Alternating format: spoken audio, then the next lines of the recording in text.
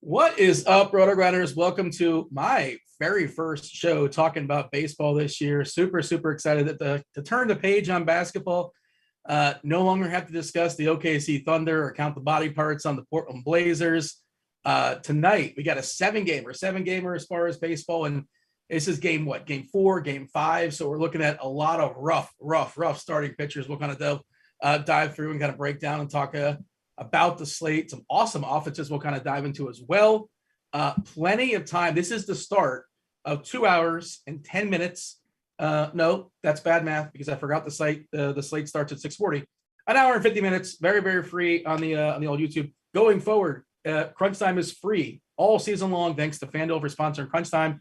You guys will get Chief Meteorologist Kevin Roth, who's super useful on some days. Some days he just does a great job posting, but like when there's weather issues, you're going to want to hear what he has to say. And Dave Potts and Derek Carty, not messing around today. We're throwing out our two aces on opening day on a Monday.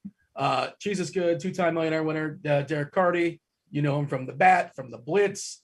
They're going to be jumping in around 6 o'clock or so. But for the first hour, it's myself and Tasteful Tides, as well as Keith Eister, Keith Eyes. Keith, dude, we're excited, right? 7-gamer, baseball. You hear it in my voice, maybe like month 5, month 6, it won't quite be there, but I'm excited right now. Yeah, it's awesome to have baseball back. We've got a perfect size slate, in my opinion. Not too many games where it's difficult to break it down, but enough to where there's some decisions to be made. Pitching is lacking a little bit, as it kind of seems like it has been to start the season. Like, people just aren't going deep in games. You're seeing pitchers in that 80 to 90 pitch count range. So the upside, like, you're not seeing ceiling performances out of pitchers. So just a trend I've noticed over the first couple of days here, and no real strikeout upside on this one. So kind of a similar scenario where it's just kind of meh at pitching, but some very good offenses that we will need to talk about tonight for sure.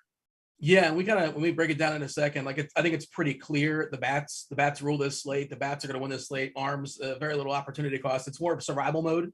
I just want to survive the arms. I don't want anybody to get blown up, and that's why we'll be talking about a guy like Luis Patino could be useful if he pitches like 3 or 4 good innings, and that's it.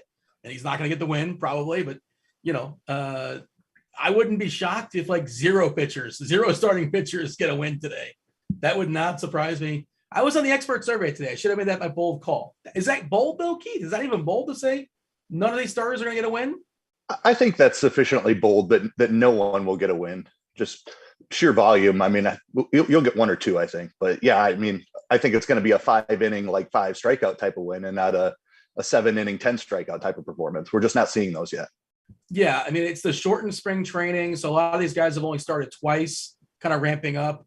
And they're also bad. Like this is the back end. These are the 4s. These are the 5s as far as the arms. And it's just going to be, again, just survival mode as far as the pitchers.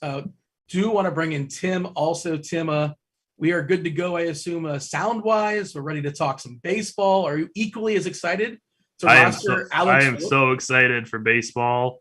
I'm so glad that basketball season is over.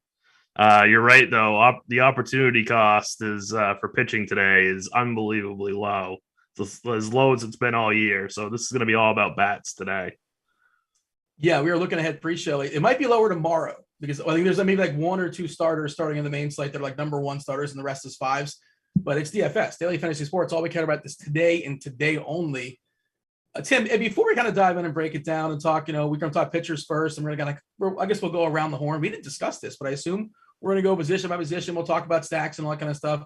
Of course, we are happy to field any questions. If you guys are brand new to baseball, 7-gamer, we have plenty of time to entertain any questions you have. It can be overwhelming. We're happy to discuss tournament concepts, stacking, all that stuff is worth diving into. And, I'm sure some will come up organically, but if there's something you want us to stress, we're happy to do that. Ask your question in the old YouTube. Do hit that like button first. Subscribe, turn on those notifications. That all is appreciated. We also like if you join our Discord, rotogrinders.com/Discord. We're hanging out in the live stream chat channel. Producer Steve is on both chats, pulling those questions, throwing them to me, and I will ask them on your behalf at some point throughout the show. If it comes up organically, that's great. Otherwise we'll have it at the back end. All right. Hey Tim, what do you do? What do you play as far as baseball? What's your specialty? You're running out the cash. Same as basketball, one lineup, both DK and FanDuel. And you just put it everywhere. Yep. Yeah. Mostly single entry stuff, re-entry stuff, or what? Yep. Okay. So cash or no? You don't play cash, I guess. I don't usually play many cash games at all. I'm playing some cash today. I'm, start of the season, got some DK cash, got some FanDuel cash out there. We'll see how it goes. I'm very uncomfortable with pitching so far this season to start going in with cash games. So I will raise my cash game stakes when I feel good about the pitchers. Yes. When I feel good about that's exactly right. Like I've kept my volume lower because I'm not playing cash games yet.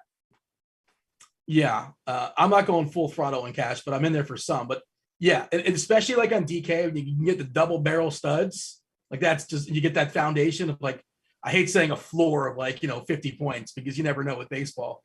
There's no such thing as floors, right? There isn't. Safety is kind of an illusion, as I'm sure Carty will talk about. How about yourself, Keith? How do you, I know in basketball, you run a bunch of tournament stuff, maybe 20, 40, 20 entry max. Is that your similar approach as far as baseball? Yeah, it is similar in baseball. I've got some cash games out there as well, but yeah, I love that 20 entry format. And then I throw a couple in the large field stuff as well.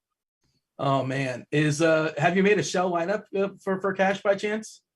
I have, yeah. On DK, is Dylan Bundy currently in your shell lineup? He is not. Oh, okay. He's in mine. Like I have no reason to tell you that he's going to be good today. But he's cheap and he's more stretched out than most people. And that's good enough, I think. So yeah, I'm on that same thought process with you currently. And I don't know if I'm going to stick with this, but I went just a little bit more expensive. A guy that we don't know much about, but who has had some success over in Japan. That's who's currently in there. So we're on the same type of build. I just feel a little bit better about Nick Martinez than I do Dylan Bundy. He played, I was doing some research today. He played for the Japanese ham fighters, I believe. You said the ham fighters are fighting hams. I think it's the ham fighters. It's actually Nippon Ham Fighters. So the mascot is Fighters. Oh, wait. It's the company Nippon Ham, and then the mascot is Fighters. Oh, so it's not I was picturing like a fighting ham, like a ham with arms. Yeah. That's not what it is? I don't believe so, no. Did you grind the KBO and the Japanese league as well? How do you know this? KBO was very good to me. I took down the big tournament and when the KBO was a thing. I took it down 3 times, I believe, twice on DK and once on FanDuel, but didn't really dabble with Japan. But yeah, just follow international baseball quite a bit. There's a lot of talent overseas. How did that mess with your sleep schedule? Because the KBO locked 3 a.m. So were you just waking up for it, or you would stay up for it, or you'd nap? I would usually I'd stay up for it, and then I'd take a mid-afternoon nap just to kind of catch up on some sleep, and then get back up at midnight, and then grind it through. And I'd usually try to stay awake for the first couple of innings into the morning, but would usually fall asleep watching some Korean baseball. It was fun trying to find streams and everything for that. Yeah, that was wild. ESPN had a featured game on sometimes, and I'm sure I was gonna say I watched it on ESPN. For those couple games. The announcers are just calling it from their couches, basically. Yeah. Yep. Right from their Zoom calls, right in their offices. I think like wild Eduardo times. Perez was there, and maybe Book Chambi, but no, I don't remember who else it was. But yeah, they just Carl Ravitch possibly, but they're just calling baseball like 3:00 in the morning, which is just surreal. But then that's kind of what we dealt with there. All right, let's talk about it, Tim. We've kind of hinted at the slate being barren of starting pitchers. It's really brutal. If you look at projections and projections in baseball, LOL. But pitching projections I think are actually more useful. Nobody's really projected to have a big game. I think the most pitching. I was looking at the bat. Derek Carty's the bat. He's got 83 pitches. Is like the kind of like the most basically for somebody. Again, not good pitchers, not expected to throw a lot of baseballs, and also some tough matchups. The weather's not conducive necessarily just yet, for hitting baseballs. But you got the Phillies, you got the Blue Jays, you got the Yankees, you got the Braves. 7-gamer. You got a lot of like big boy lineups as well. So, Tim, we got to roster pitchers. You can't, the DK FanDuel, they won't accept it. They won't accept your submission unless you put some in there. So who do you want to sell me first? Who's like the one you hate the least? Probably on DK, it's Patino for the Rays. I think we're going to be streaming against the Athletics all season, and today is no different. He's projected for, I think, about 70 pitches, which obviously is not a lot, but on this slate, that's okay. His price is $7,800. I think either way you want to go with him, like if you want him to be your most expensive SP1 on DK or your least expensive one, you can make good lineups either way. I'm a little bit torn with him on FanDuel because it is so unlikely for him to get the quality start or the win bonus. But you could say that about a lot of the different pitchers here, and he's only 6,800 there. So you have to take that into account. He isn't priced to have that win or quality start bonus, but you might be leaving, some opportunity costs on the table by rostering him. So he's definitely in play for me on DK in my single entry build. So like 70, if you're telling me he's getting 70 pitches, I'm excited because, he threw 38 pitches his last start in spring. This guy was also sort of like their opener several times last year. We saw where we'd go like 2 or 3 innings. He's like pretty good. It's just he's not going to go that long. But again, the opportunity cost in this slate, and yeah, quality start, I don't think that's possible. But like you said, I don't feel confident saying anybody's getting it. Maybe Manoah is like the best bet, I suppose. Maybe. We'll talk about it. What do you think, Tim, as far as Patino? I think he's good. The matchup obviously is great, a nice ballpark, but I don't know how long he's going to stick around is my issue. Yeah, absolutely. I mean, given the matchup, he is a tremendous option today. The ballpark is really good. So the context of that makes him a really solid play today. His ceiling is, incredibly capped, but everybody's is. So, I mean, you get a $2,400 discount off of Wood to Patino on FanDuel and a $1,400 discount from Wood from Patino on DK. So, I think you can play him even if he gets say 12, 14 DK points. I think that could work today. All right. So the baseline pitch count in the bat 71, but the projected pitch count is 60 for what it's worth. And I think it's max pitches is 60 according to. Yeah, I don't know, but like if he pitches 3 good innings, I think that could be good enough. That's my point is that I think that could be good enough today. Yeah, Keith, jump in here. Talk about Patino because it's like the pitchers are bad, and like if he's gonna put up a positive or like give you like 12 points on DK, like I think that's acceptable. Yeah, I agree with everything you guys have said. From a matchup standpoint and strikeout upside, I think he's near the top of the list. Definitely not going to get 6 innings out of him, I don't think. But if you can get 3 or 4 innings, and if he happens to get over a strikeout per inning, that's going to put you in that like 12 to 15 point range that could be just fine on a slate like this. For cash games, I think there's a little bit more safety in a Bundy or a Martinez who will throw likely a couple of more innings. But I do like the strikeout upside for Patino. Even if he only goes 3 innings, if he ends up with 5 or 6 strikeouts in those 3 innings, I think you'll be okay. And this A's lineup is just real bad. So bad. Yeah. I mean, it is so bad.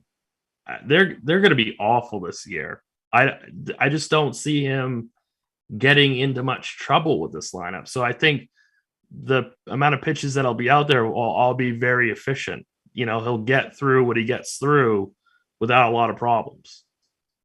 There's you pull up the plate IQ, there's a little bit of power kind of like sprinkled in through there with Brown, and it's Murphy for a catcher who's got decent power. Kemp leading off no power at all, but like he's annoying because he doesn't strike out. Same thing with Elvis Sanders, doesn't really strike out, but beyond that, there's plenty of Ks, 24.3% as far as striking out. Since 2020 to 21 against righties.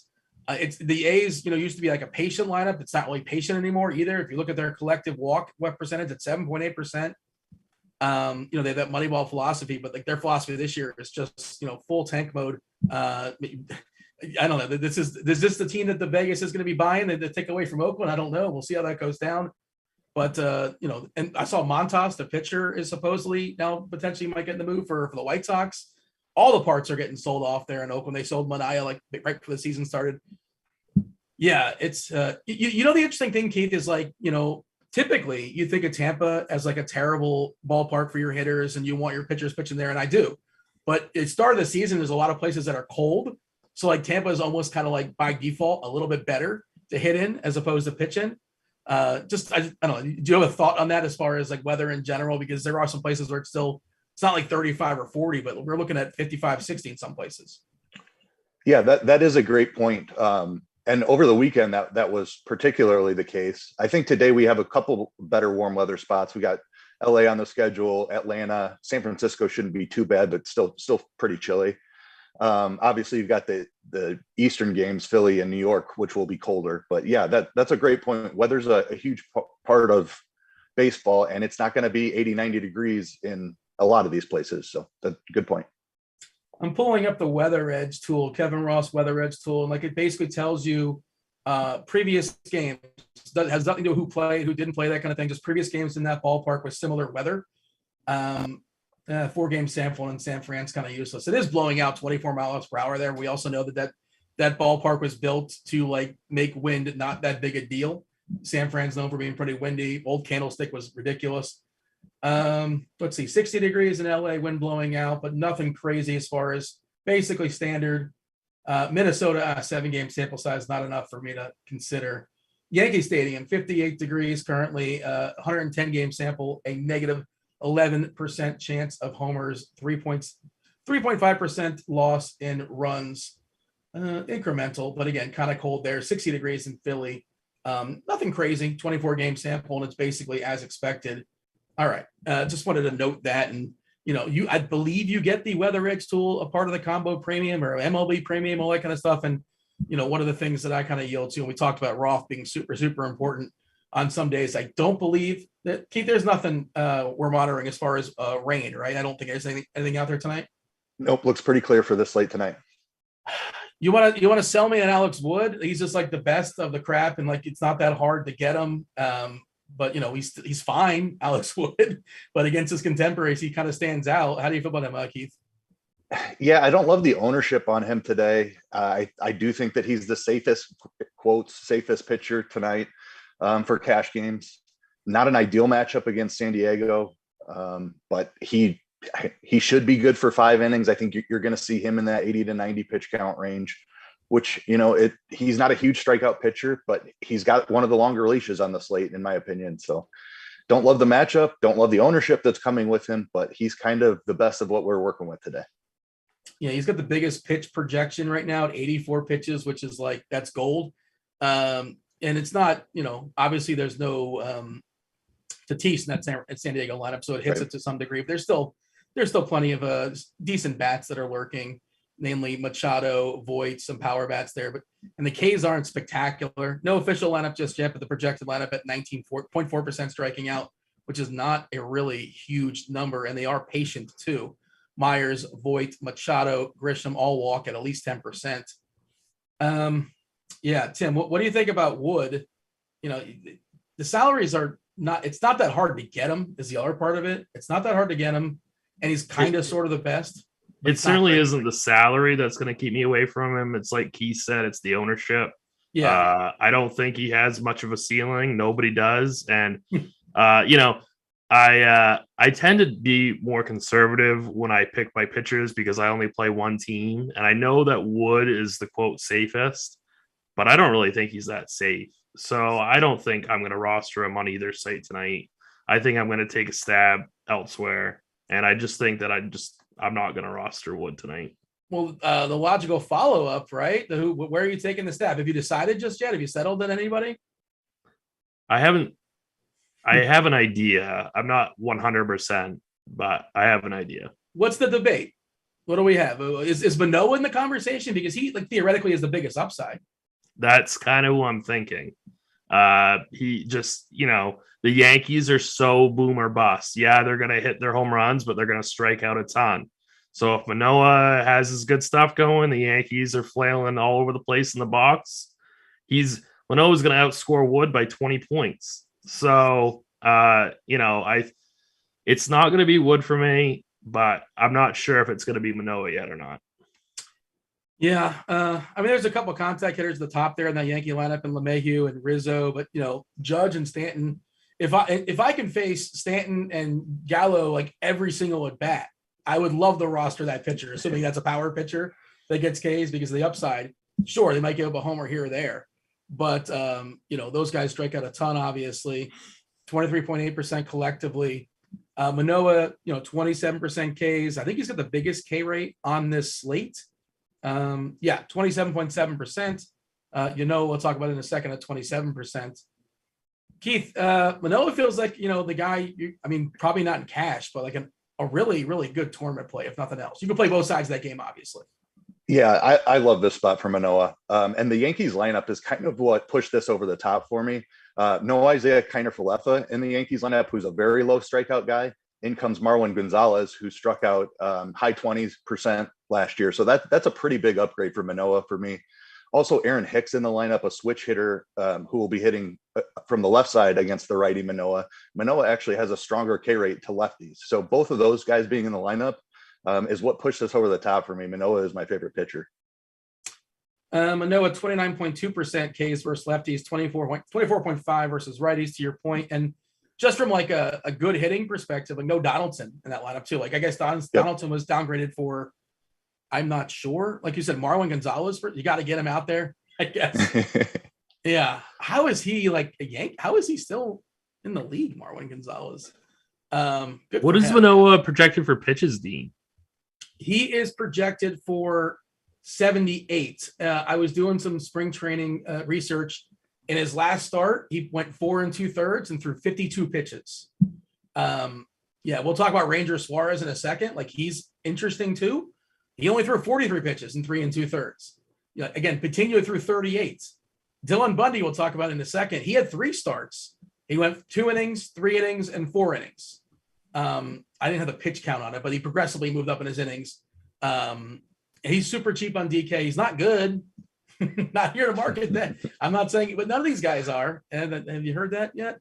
Who's got a Ranger Suarez take? Because big ground balls. I think he's like a 60% or so. I like to sort my pages here. Let's see. Last season, it's not a huge sample size. He didn't pitch a ton, right? 106 innings, 59.2% ground ball rate. That's really awesome. K rate pretty good too at 25.6%. Did not start every game. His homers per 9 at 0.34 just did not give up homers. Again, the fly ball correlates to that 25.8%. I think he's got a shot. Maybe if he goes 5 innings, I think he wins. Because I like Philadelphia. If I was to bet, like the guy most likely to get a win today, is it Suarez or is it Yanoa? Who is it, Keith? I think it's Yanoa. Okay. He's the kind of guy that I think I might want to pitch on FanDuel, but I'm not crazy about it. Maybe chase that win bonus, but that I think he's the best bet to get a win today. Keith, sound like you agree. You're on Yanoa as well. I am, but I do like Suarez as a pitcher. I'm just very concerned that he's able to make it the 5 innings. He was really good after he moved into the rotation for Philly. I think it was around the All-Star break last season.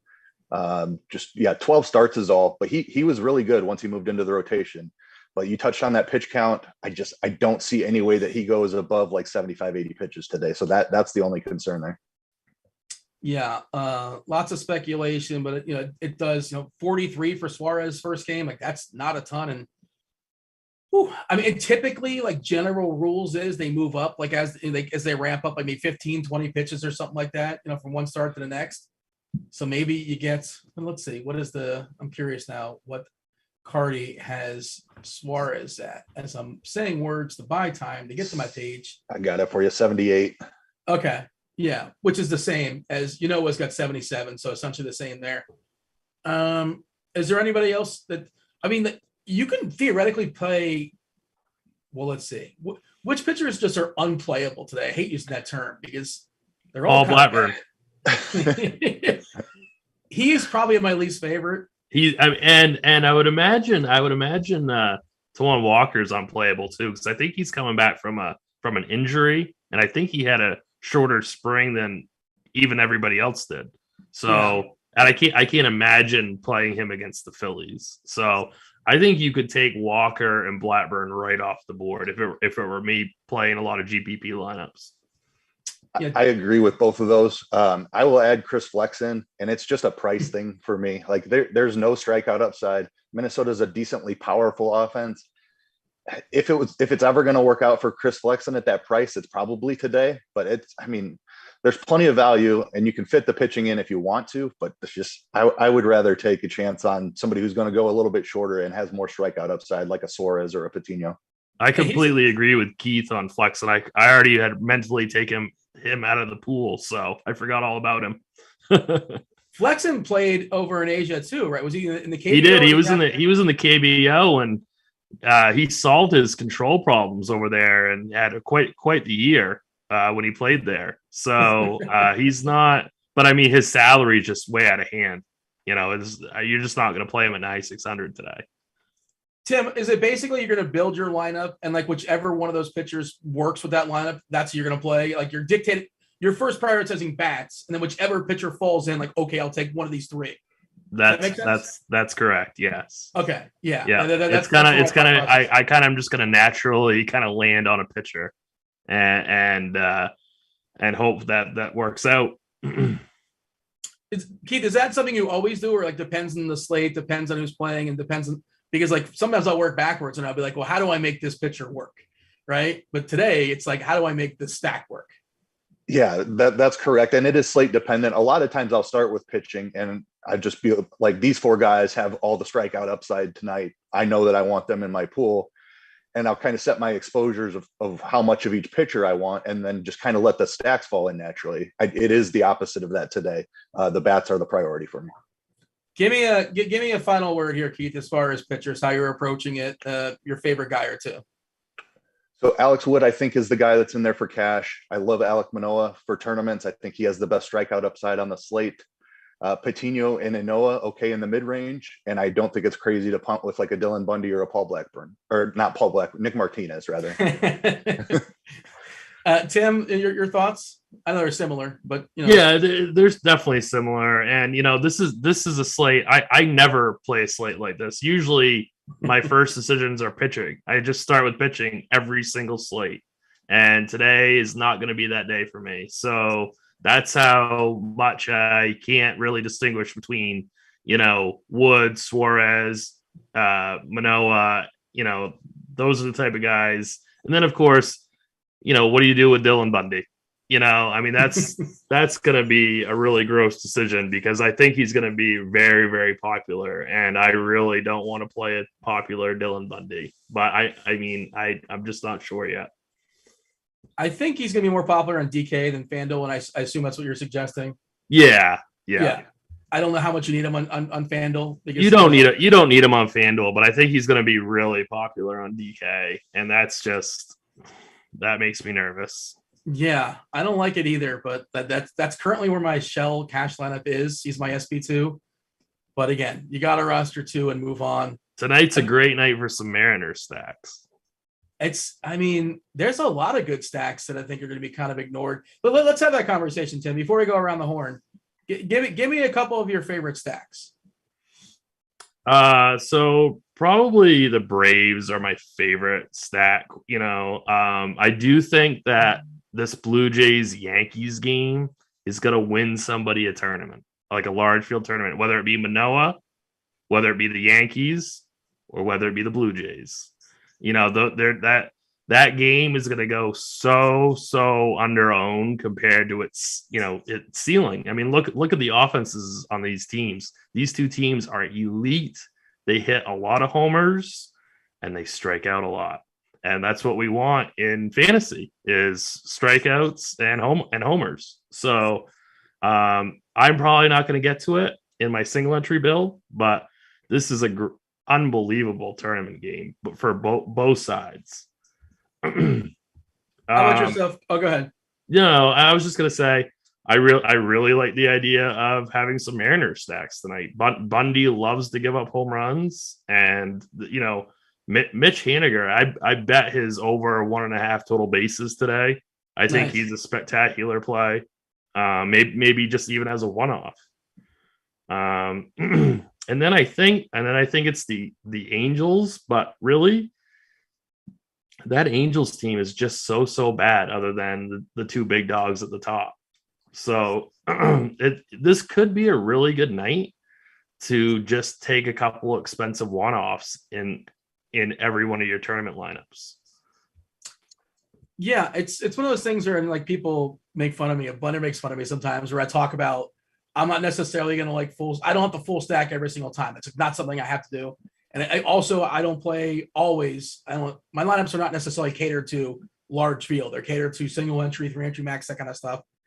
Sometimes I like 3-3-2. Like I like doing stuff like that. And I think there's multiple lineups you can kind of pick and choose, and stretching. And I think Cheese even talked about this in his article, expanded on it. You guys should check that out if you're RG Pre members, of course. But I'm curious, Keith, do you have a thought on stacks and a general rule? And are you sticking by that general rule tonight of like, if you're on FanDuel, your stacks are 4. If you're on DK, your stacks are 5. Or it's like sort of dependent upon, the offenses, the pitching, all that kind of stuff. So I am geared towards large field a little bit more. I think it's more important to find the ceiling in that one stack. So I do 4-man stack on FanDuel, 5-man on DK. I will sometimes get different with a secondary stack. I don't necessarily need to run out strictly 5 3s and 4 4s. I'm fine mixing that up with like a 5-1-1-1 on DK or even a 4-3-1 on FanDuel. But yeah, it's almost primarily a full stack for the main part of my lineup. Just homer hunting with the 1-1-1-1, right? When you decide on the player a la carte, the solo piece, it's ideally, assuming it makes sense salary wise, it's a guy that can do it on his own, right? Pedro Serrano doesn't need his teammates, can bang one out, can swipe some bags, that kind of thing, right? Yeah, certainly. I absolutely love the only in stacks addition to our lineup HQ page. That makes it super helpful for weeding out some of those like value bats who like their value is going to come with their teammates driving them in or them driving in their teammates. They can't do it on their own. So great point there, and definitely utilize that OIS button to make sure that my lineups come out that way. Some of your favorite stacks? Agree with Tim that Atlanta's number 1 on the board, just facing an awful pitcher. I really love Philly tonight. I don't think Taijuan Walker I think he pitched above his head last year. I'm not sure that he's completely healthy. And Philly is just a very powerful offense. I think we're going to be using them quite a bit this year. So Philly would be my number 2. And I don't mind Tampa as well.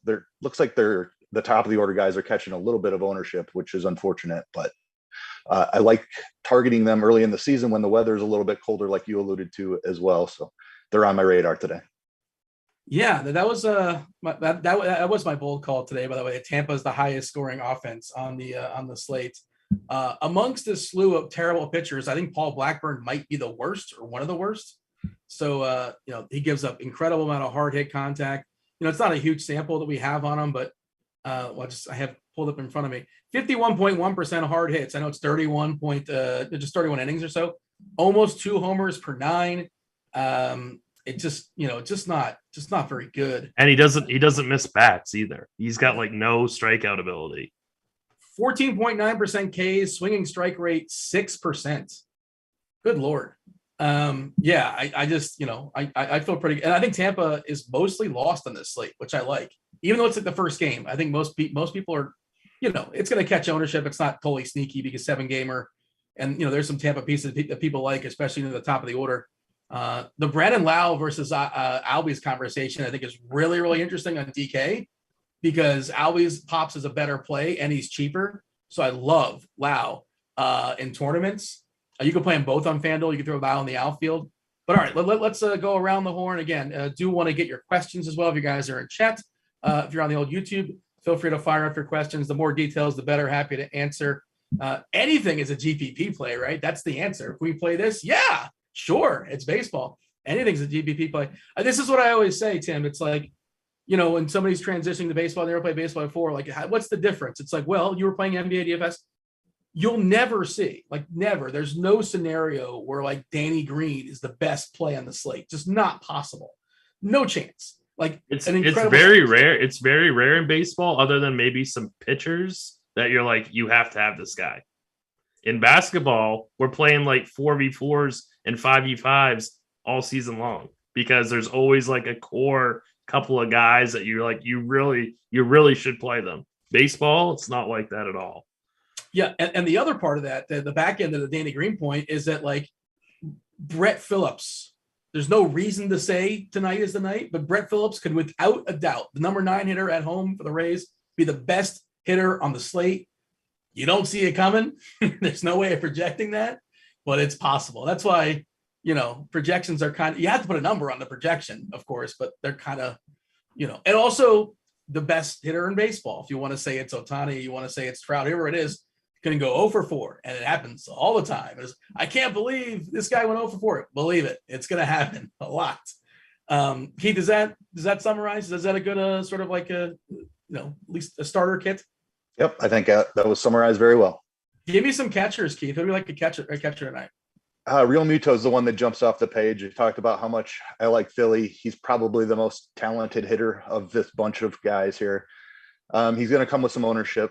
So if you're trying to get a little bit different in tournaments, I like Keibert Ruiz quite a bit.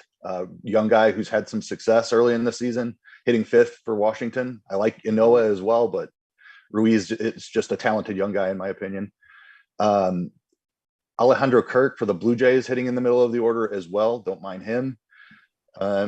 Gary Sanchez at just 2,800, I think is a phenomenal play against a very low strikeout pitcher in Chris Flexen. So you want Sanchez on the nights that he's going to put the ball in play, and he should be able to do that against Flexen. So love Sanchez and Austin Nola as well with the platoon advantage against Wood. We'll see where he comes out in the lineup, but we're currently projecting him to hit second. Sanchez currently in my cash lineup on DK. It's a way to get out of position pretty cheap. And like you said, you want to roster him against guys that are not necessarily equipped to throw balls past the hitters. And Sanchez misses the ball a lot, but when he hits it, it goes far sometimes. Also, he's cheap. I don't have a catcher on FanDuel. You don't have to roster on there, obviously. What do you want to add there, Tim, as far as catchers? Yeah, Sanchez is definitely the guy for cash game type builds. Remuto's the guy if you're not concerned about salary, if you have the salary, if you want a Philly stack. I like the idea of pivoting to like possibly Manny Pena for the Braves, just as a price point pivot off of Sanchez as part of a lower owned. I mean, the Braves will be high owned, but I don't think Pena will be. So he will be a contrarian way to have a stack of the Braves.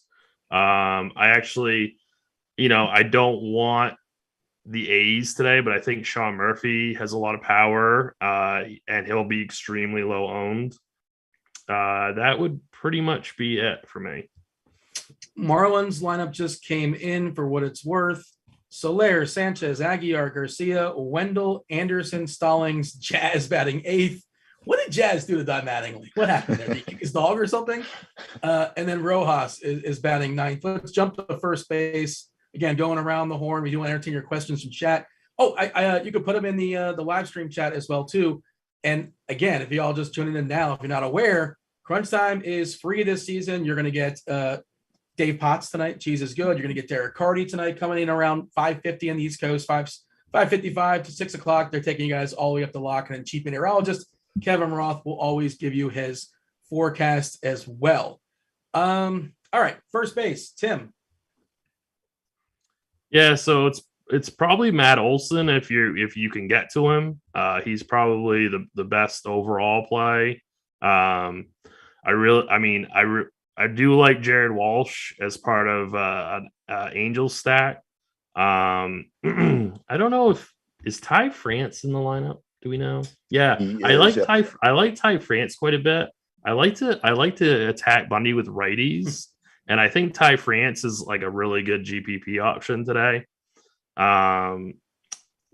Obviously you can always go Ohtani if you have the salary, but he's really expensive as he should be. So I just think that the Angels team total is a little high.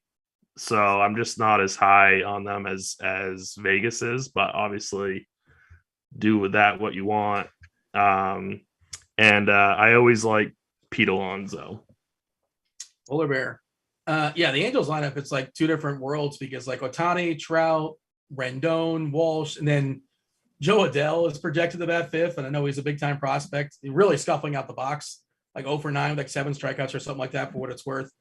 And then it just gets worse from there. It's bad. The Angels just wasting two of the best talents we have in our generation. Can't do anything with them. What a disaster organization. They spent a lot of money too, but all right. First base, Keith. Yeah, I think I prefer Ohtani slightly over Olson at the top. I love Olson as well. Lefty-lefty matchup, and I'm not scared of this lefty at all. So Olson is very much in play also. My favorite tournament pivot would be G-Man Choi. Talked about the Rays stack and the weak pitcher that they're facing with the platoon advantage hitting fourth there for the Rays. Absolutely love that. And doesn't look like anyone's going to play Vlad Guerrero tonight. Just a massive ceiling anytime he's out there hitting baseballs. We prefer lefties against Tyon, but I don't have any problem making sure Guerrero is a part of my stack or as a one-off is fine as well. And another low-owned, cheaper guy, Miguel Sano, is somebody I love. We just talked about it with Gary Sanchez, like targeting him against low strikeout pitchers. Miguel Sano is that same type of play. I just want to add too that Brandon Belt on FanDuel is very, very cheap. I don't know if you need him tonight, but if you happen to pay up at pitching and you need somebody at that price point and at utility or your catcher first base position, I think he's a really, really standout play. 2.6K on FanDuel. He's currently in my FanDuel cash lineup. So that is a good call. Batting second there for San Fran. The Giants lineup did come out. Hey, you can play this guy in the outfield, but also you can play him at first base, I believe, on FanDuel. Darren Ruff. No, well, no, I wasn't thinking Darren Ruff, but are there any BBP truthers in the house? not among this group. I don't think. Not me. I'm thinking like exit velocity. Give me a big enough sample, and if a guy hits hard, exit velocity and that kind of thing. But I'm just because some people like this stuff and whatever. You guys know Kyle Schwarber? You've heard of him, leadoff hitter for Philadelphia. He's faced Taijuan Walker 10 times, and it's like, well, we have 10 official at bats. I think he walked once. You know how many homers he's banged out versus good old Taijuan? Is it 4? It's 5. That's a lot. That's a lot of homers. I'm not saying. Look, I'm just throwing the information out there. The people do what they want with it. He's also good. Like you can just play Schwarber because like it's a good play. Right. You don't have to play him because he banged out homers versus Walker before. But he's a pretty good price on FanDuel also. That's real easy to get to. 3.5 on FanDuel, which is really, really good. DK 5.3 playable. I mean, and in tournaments, like I'm sure Keith, you don't care too much about price tags, and sometimes you even like want the players you like to be overpriced to push down ownership. It's that sort of weird thing, and baseball, you can survive zeros. You can look at your lineup at the beginning of the night, like, well, these are the 4 guys that are going to get me there, and it's the other 4 guys that get you there because baseball things happen, right? Do you care about salary? No, I don't care about salary. I mean, when I'm building a cash lineup, I care about salary, but for stacks and things like that, it's nice if they're cheaper, but no, that's not one of the leading factors. Yeah. Salary is super important. That's for cash lineups, they basically dictates it. Opportunity, salary, matchup, all that kind of stuff. Second base, keystone position. I'll let you start this one off, Keith. All right. You mentioned the Albies Lau discussion. That is definitely a critical decision point on this slate. Both are fantastic. I think I would lean to Lau if I had the money, just slightly. I know Albies projects better. He's just been a little bit better from the other side of the plate, where Lau has absolutely mashed righties. No, Albies is better as a right-handed hitter. I'm getting that backwards, I think. So, but they're both phenomenal plays. I lean slightly to Lau. I think he's just got a little bit more upside. Going down the list a little bit, I think Arise hitting in that 3-hole for the Twins. I like him in a stack. He's one of those guys that I wouldn't play as a one-off, but all kinds of opportunities for runs scored and RBIs hitting in the 3rd hole for Minnesota.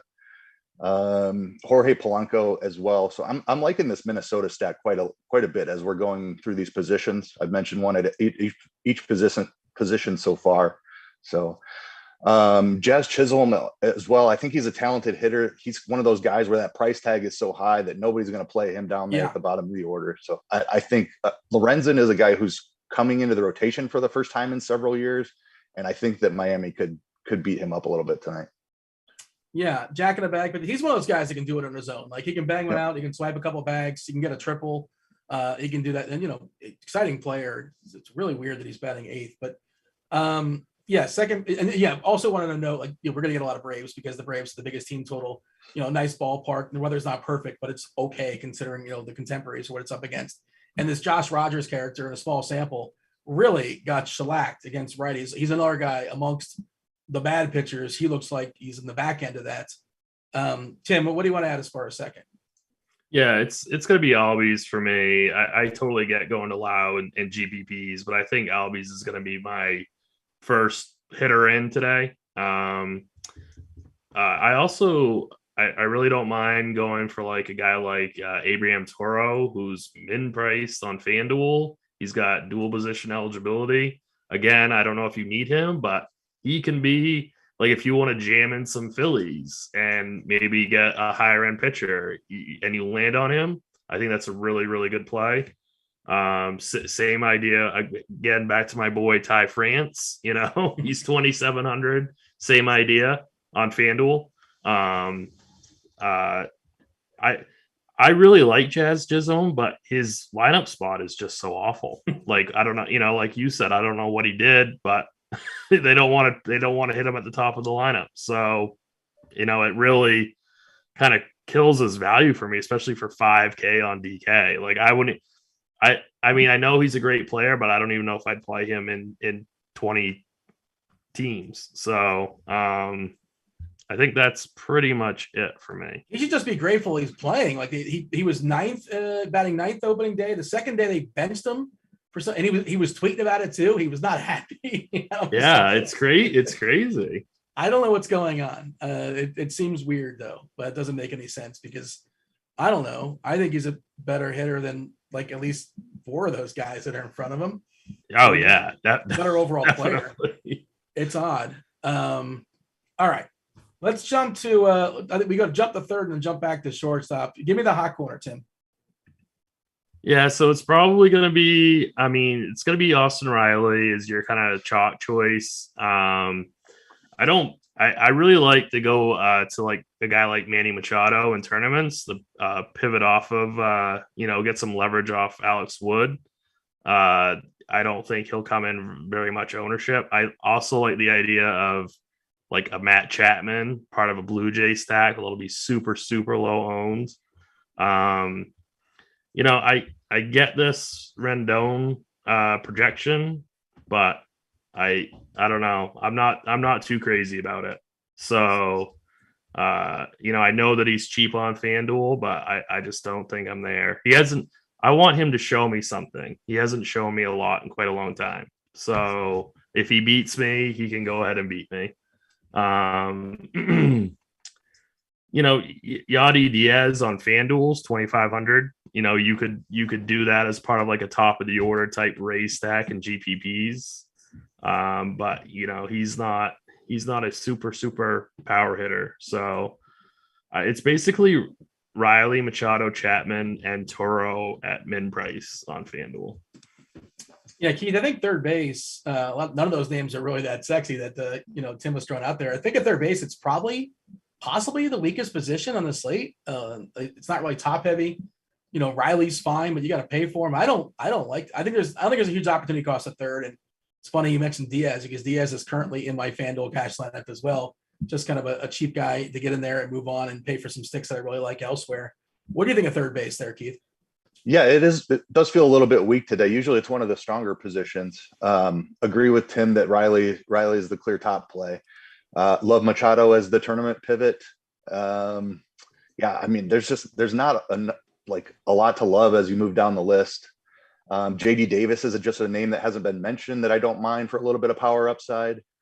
Alec Baum as well. Love that Phillies team. A way to make your Philly stacks different if you want to go down to the bottom of the order with him.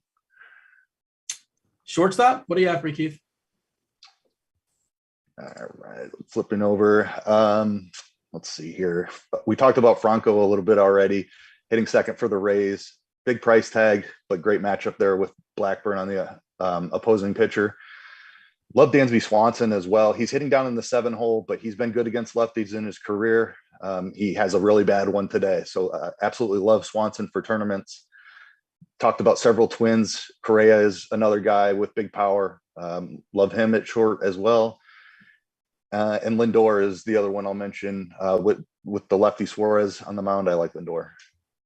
Do you have a favorite, like just raw points guy, like not stacking, just like, I know it's because it's pretty close. I think I have Wander Franco. Like he's currently my guy right now. And I don't know if that's right or wrong. And, you're just flipping coins sometimes. Is there somebody that like stands out? Yeah, raw points, I would go Franco. Point per dollar, I think it stands to be Swanson for me, even though he's hitting 7. Yeah, that makes sense. What do you have, Tim, as far as short? Yeah, Swanson for me on DK. I think his price is a little high on FanDuel. I think you can do some better things, like you can spend the $400 for Franco, and that would be fine for single entry type formats.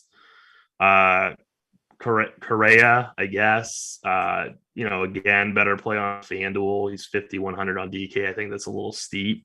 Lindor has been decent to start the year. I keep thinking that, he's dust and then he kind of goes out and hits home runs and steals bases. So I think he makes for a good GPP play. Who's like? Oh, Suarez. I should have mentioned him at third base also. You love those Mariners, man. Yeah, I do. I really do. I mean, I think that's a pretty good. I think that's going to be a really, really tough matchup for Bundy. Like I get the price point. I get that he's cheap. I get that if he gets you, 10 DK points, that might be fine. But I really like going home run hunting against Bundy with these righties for the Mariners. If you're stacking Seattle in a single entry tournament, like you're going to be way different. I like it. I mean, it's just, you're shooting for the top. And I play pretty conservatively, but I think that I might have a couple Mariners tonight. Haniger's your favorite, I think. Is that what I've heard? Haniger's my favorite, not price considered. When you consider price, it's a good segue to the outfield. J-Rod, Julio Rodriguez, one of the biggest prospects in all of baseball. Hasn't been spectacular just yet. He's stone minimum on DK. He's 2K. I think that's useful. He's cheap on FanDuel as well at 2.4K. 2K on DK is different than 2.4 on FanDuel, whatever, but they're still useful, obviously. How much do you like him? How much do you like the outfield in general? Some of your favorite plays? Yeah, I mean, J-Rod's going to be a fantastic play. I don't know if you need him today. Depends on what you kind of do with your pitching. But I mean, yes, he is, an amazing player like that for 2K or 2,400 is always has some use. So it kind of just depends on what you're doing with your pitching. Obviously, a guy like Ohtani is probably your best, raw points guy if you want to get to him. Marcell Ozuna is probably going to be the cash game option on DK. I don't know what his price is on. Oh yeah, probably on both sites. On FanDuel, it's basically the same price as Duvall. And like, do you like Ozuna or Duvall? Like, you can play them both, obviously, but I don't know who the better play is. Yeah, I mean, I think I just have to determine who my 4 favorite are on FanDuel, right? I mean, it's probably going to be Albies 1. It's going to be probably Zuno 2. And then after that, I'm going to have to figure out exactly who my next 2 are going to be. Because, I mean, I'm definitely going to have 4 Braves. But yeah, obviously Adam Duvall is a spectacular play on both sites. 4,100 on DK is it's fair. It's definitely playable. You got Duvall or Zuna? Really close. I don't know. I slight lean to Ozuna, but it's not a conviction by any means. Yeah, that's pretty much where I'm at. He mentioned Ohtani. Like, how much do you prioritize Ohtani over? He's got the platoon advantage, so he looks like a better play on paper over a guy like Trout. Of course, Trout is awesome. Elias Hernandez scuffles a bit versus lefties, but Ohtani rakes, and he especially rakes versus righties. And then Bryce Harper looks like an awesome play. And is Soto going to be kind of, sort of, somewhat ignored? Like, not ignored, but like more so than he's behind the others. Yeah. So Soto for me is obviously always playable because he's probably like a top 4 hitter in baseball. But I mean, he's just going to get hung out to dry so much this year. Like, he has got no protection in that lineup. The Nationals are got the boomstick. What do you mean? Nelly Cruz right behind him. Yeah. I don't know. Why are you laughing at Nelly Cruz? Yeah, I know. I just that team is just going to lose so many games this year, and of course they're going to dump Nelly before the trade deadline. Oh man, I mean, I don't know. I mean, I think Soto makes for a really good one-off always, but not going to be a priority for me. I do agree with your general assessment of Washington. It's unfortunate that Soto has some really rough pieces around him. Does anybody have I guess we can add Byron Buxton to the conversation as long as he's healthy. He could potentially be one of the best hitters in all of baseball. He started off strong. You could pick on Chris Flexen leading off there. He's actually one of the reasons why I might not prioritize Ohtani, because he's Buxton's 3,700 on FanDuel. I mean, Buxton needs to be 4K or higher over there.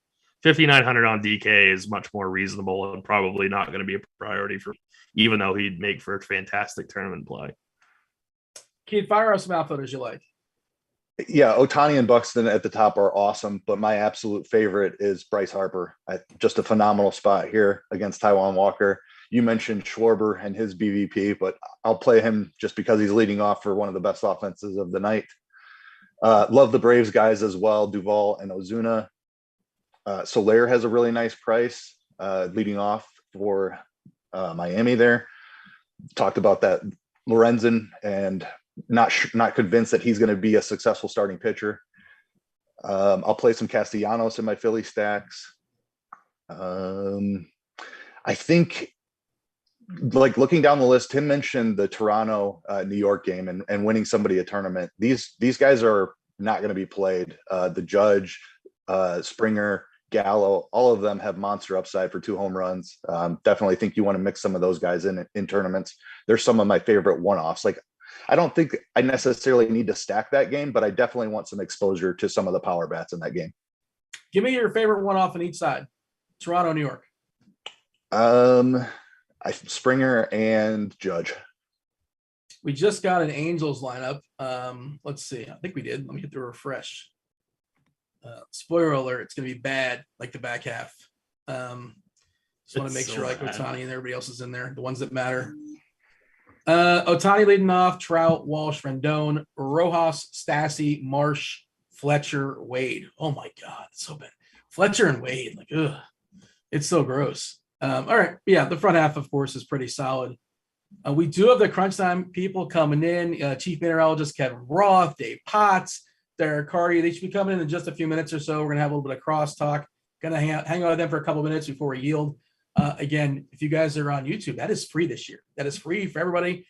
So do hit that like button. Do subscribe. Do turn on those notifications. Do get your questions in. If we didn't answer questions, they're going to be happy to do so. Favorite contrarian pitcher for single entry, Tim, on FanDuel. So give me a contrarian single entry pitcher on FanDuel.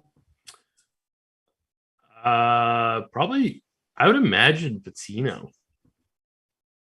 I don't know. I don't know how high owned he'll be on that site. Not very. I don't. Again, the issue, of course, again is like how does he pitch 4 innings? Maybe. All right. What's the good chalk on FanDuel for single entry, Tim? For hitting? Just general, I assume. Yeah, I mean, I'm probably going to go Braves. I'm probably going to have 4 Braves in FanDuel. And then I'm going to have to see kind of what I want to do at pitching. That's the tough thing. But I think I'm going to go 4 Braves for hitting on FanDuel. Keith, MME on DK, Wood, the ownership percentage. Where do you think you're going to land? Like, do you know more or less where we're going to be as far as what percent of your lineups is going to have Wood in it? I know he won't be in 40% like the field is going to play. I'll probably end up in the 25 to 30% range. I'll be underweight on Wood. Let's put a number on this. We usually put the stack game. Marlins, 1, you hate the stack. No, not playing it. 5, you love it. You love it. You love it. Keith, where would you put the Marlins? Give me a number. Like a 2.5, a slight interest, just because I don't think Lorenzen's that great, but not one of my favorite of the day. I would say this is one of the best Marlins lineups we've had in several years. I'll give them that. And there's some power bats in Soler and Sanchez and Aguilar and Garcia. So it's better. Yeah, it's improved, but they're still not amazing. But I don't hate it. Playable. Did you have a number, Tim, as far as the Marlins? Yeah, I think 2.5 is fair. I like individual pieces more than an actual stack. So I wouldn't full stack them. Tim, give me Atlanta 1 through 5. Say again. Atlanta. Yep. The Atlanta stack. Well, put a number on it.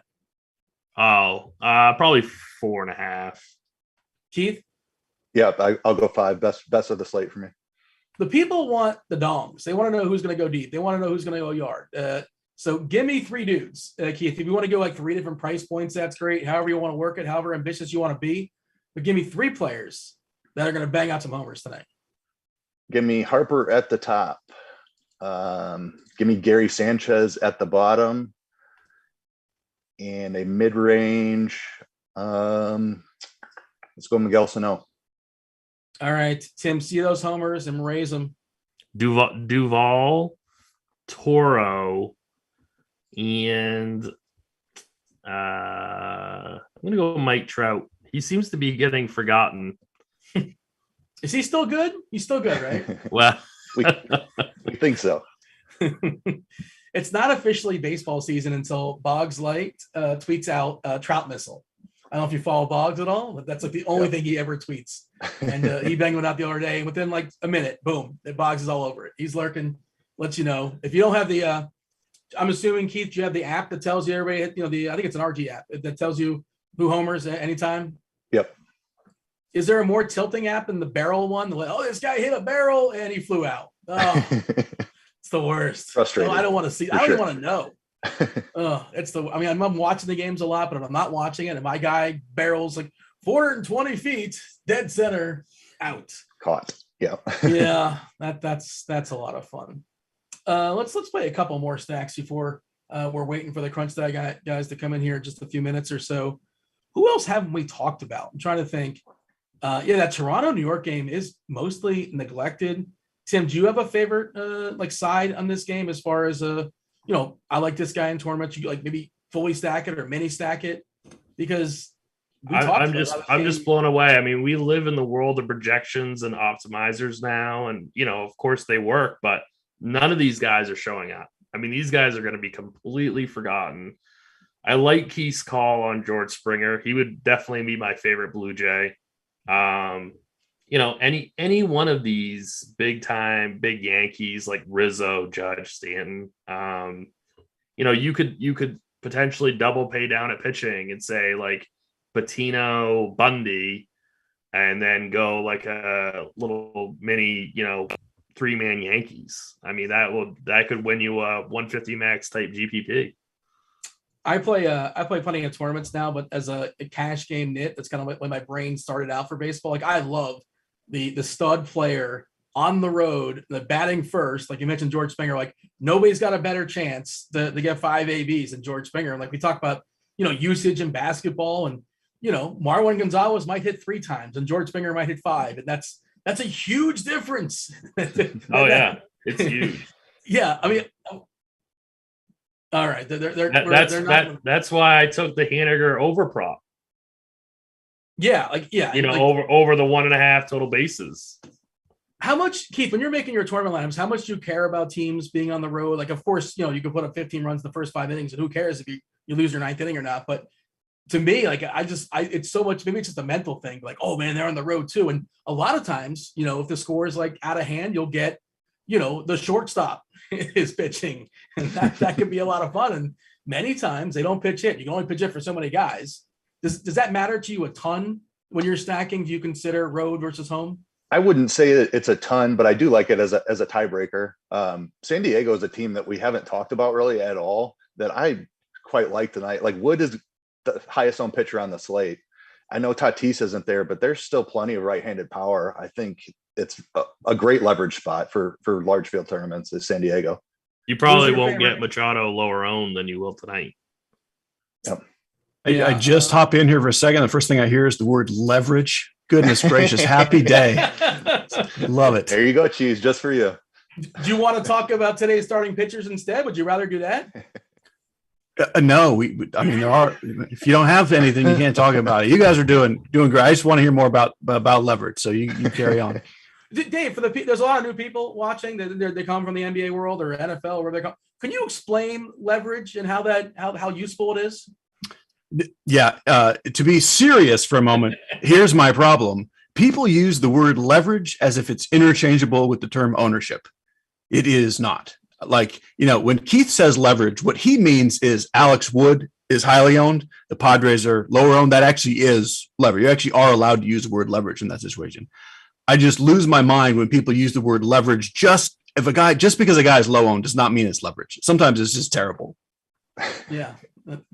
How are you doing, Dave? I've been enjoying you know what? I'm feisty. I'm feeling feisty today. We were supposed to have barbecue and the place was closed today. They're closed some Monday. Like, it's like one of these local places that sometimes they're like, yeah, we're not open today. So, you know, I just had to have some leftovers for lunch. Tomorrow will be barbecue and everything will be better, but I'm a little feisty. Not going to lie. So life is about expectations. Once you get in your brain, like today, I'm expecting a night. I don't know what ribs, brisket. What's your go-to? What were you? Well, today we were just going to have the chipped pork. Okay. But once that's in your brain, like that's what I'm going to have. Like that's your expectation. And when now you're told, no, we're closed, like it's Wally World or something like that. But then, you know, that'll ruin your day. Yeah. It's like a late pitcher scratch, you know, like yesterday, if you were playing like the late slate and you had Blake Snell in your lineup, like you're just expecting, hey, I'm playing Blake Snell. Game starts. Oh, he's not pitching today. That's basically what I experienced at lunch today. Was that an NBA late scratch? Because I didn't see it was an after lock late scratch. Yeah, that's what that was very NBA. We got Kevin Roth as well, and I think Carty is lurking too. What's up, Roth? I think you have a pretty clean. Well, you speak for yourself. Roth is super, super important some days, many days, but especially important when weather is out there lurking. I think it's pretty clean tonight. Is that accurate? That's accurate. So is Roth is very important some days. That's the most accurate description of me ever. Yes, some days I am very important. Other days I am not important at all. And I'm happy on those days. And today is one of those days. We got the postponement early on, you know, in the early slate. And ever since then, things have looked pretty good. Low chance of a delay in Detroit. That game's already going. Nobody cares. Maybe there's going to be like 1 or 2 drops of rain in New York, but not enough for any trouble. So to answer your question, yes, I am not important tonight, and I'm happy about it, Dean. Well, you host the show. You can put that in your business cards, by the way, if you want. You can have that. I'm important some days. Some days, very important. Some days. We're going to yield. Go ahead. First time we've had Carty here on the show, I believe, right? I haven't gotten to see his glorious locks in quite some time. What up, Carty? What's going on? I'm excited for baseball season. Yeah, well, he hides at the start of the season because he is the creator, inventor, CEO, and CFO of the Bat and the BatX Enterprises. So the first couple of days of the season, he's just tweaking the formula. He's pouring potions. How's it going for you, Carty? It's going well. It's been a good season so far. You know, start of the year for the Bat. Things have run smoothly, which is nice. But yeah, the first couple of days, I usually am making sure that everything is going well for subscribers. I'm going to step aside. I'm sorry, Tim and Keith. We all got to, make our lineups. We're going to yield to y'all. I'm going to tune in though, because I want to hear what is the bat stumped as well when it comes to rostering starting pitchers today. I want to see what Carty's going to throw our way, because I'm scuffling, I'm struggling, but do appreciate y'all watching, do appreciate y'all hanging out. And again, Roth will tell you, super useful. Kevin Roth, chief meteorologist. If nothing else, he's going to host the show spectacularly. And we're going to step aside and get out of here. Appreciate y'all. We're out of here. All right, thanks, Dino. Okay, that brings us right into crunch time, sponsored by FanDuel. By the way, be sure to check out the FanDuel 200K Monday MLB Squeeze. 40K to first, only $4.44 to enter it. You get a chance for 40K. That's pretty good for $4 there. You can also join the FanDuel Sportsbook. New users get a risk-free bet up to $1,000. Terms and conditions apply. Only in legal sports betting. But hey, happy to be joined by two of the sharpest minds in the biz here on this free crunch time. Cheese and Carty. Cheese, how are you? And I know you're struggling. You got your barbecue taken away. Then you came in and they started talking about leverage. That's tough. Everything is going wrong. But I got Carty here. Like, hello, Derek Carty. Like, I feel like I've met, like, in past years, I see Carty at least once a year because we hang out at a bunch of industry things. None of these things have happened in so long. Like, I just feel like and we've missed a couple RG parties. Like, it's just good to see Carty. It's always good to see Kevin. I've seen you twice already this year. I'm going to let Derek obviously talk about the wonderful pitching slate, and then I'll talk about the hitters. I think this seems fair. Yeah, that sounds fair. It has been a long time. Are you guys just like hanging out on the reg now? Like, how have you seen each other twice in the last year? I haven't seen anybody. No, I mean online in the last week. Oh, not in real life. That makes more sense. Okay. Yeah. Sadly, but I was like left out of some like BFFs club or something. No, you would be in on the BFFs club, bud. Hey, Carty, usually when there's no good pitchers, you do this thing where like, well, if there's no good pitchers, we might as well get the cheapest, crappiest pitcher on the board. And I'm hoping that's the case, but I don't know if that's how it works out today.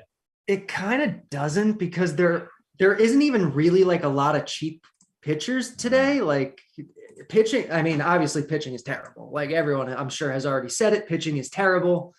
The guy who projects fourth best in the bat today, fourth best, might only throw like 50 pitches. So that's where we're at today.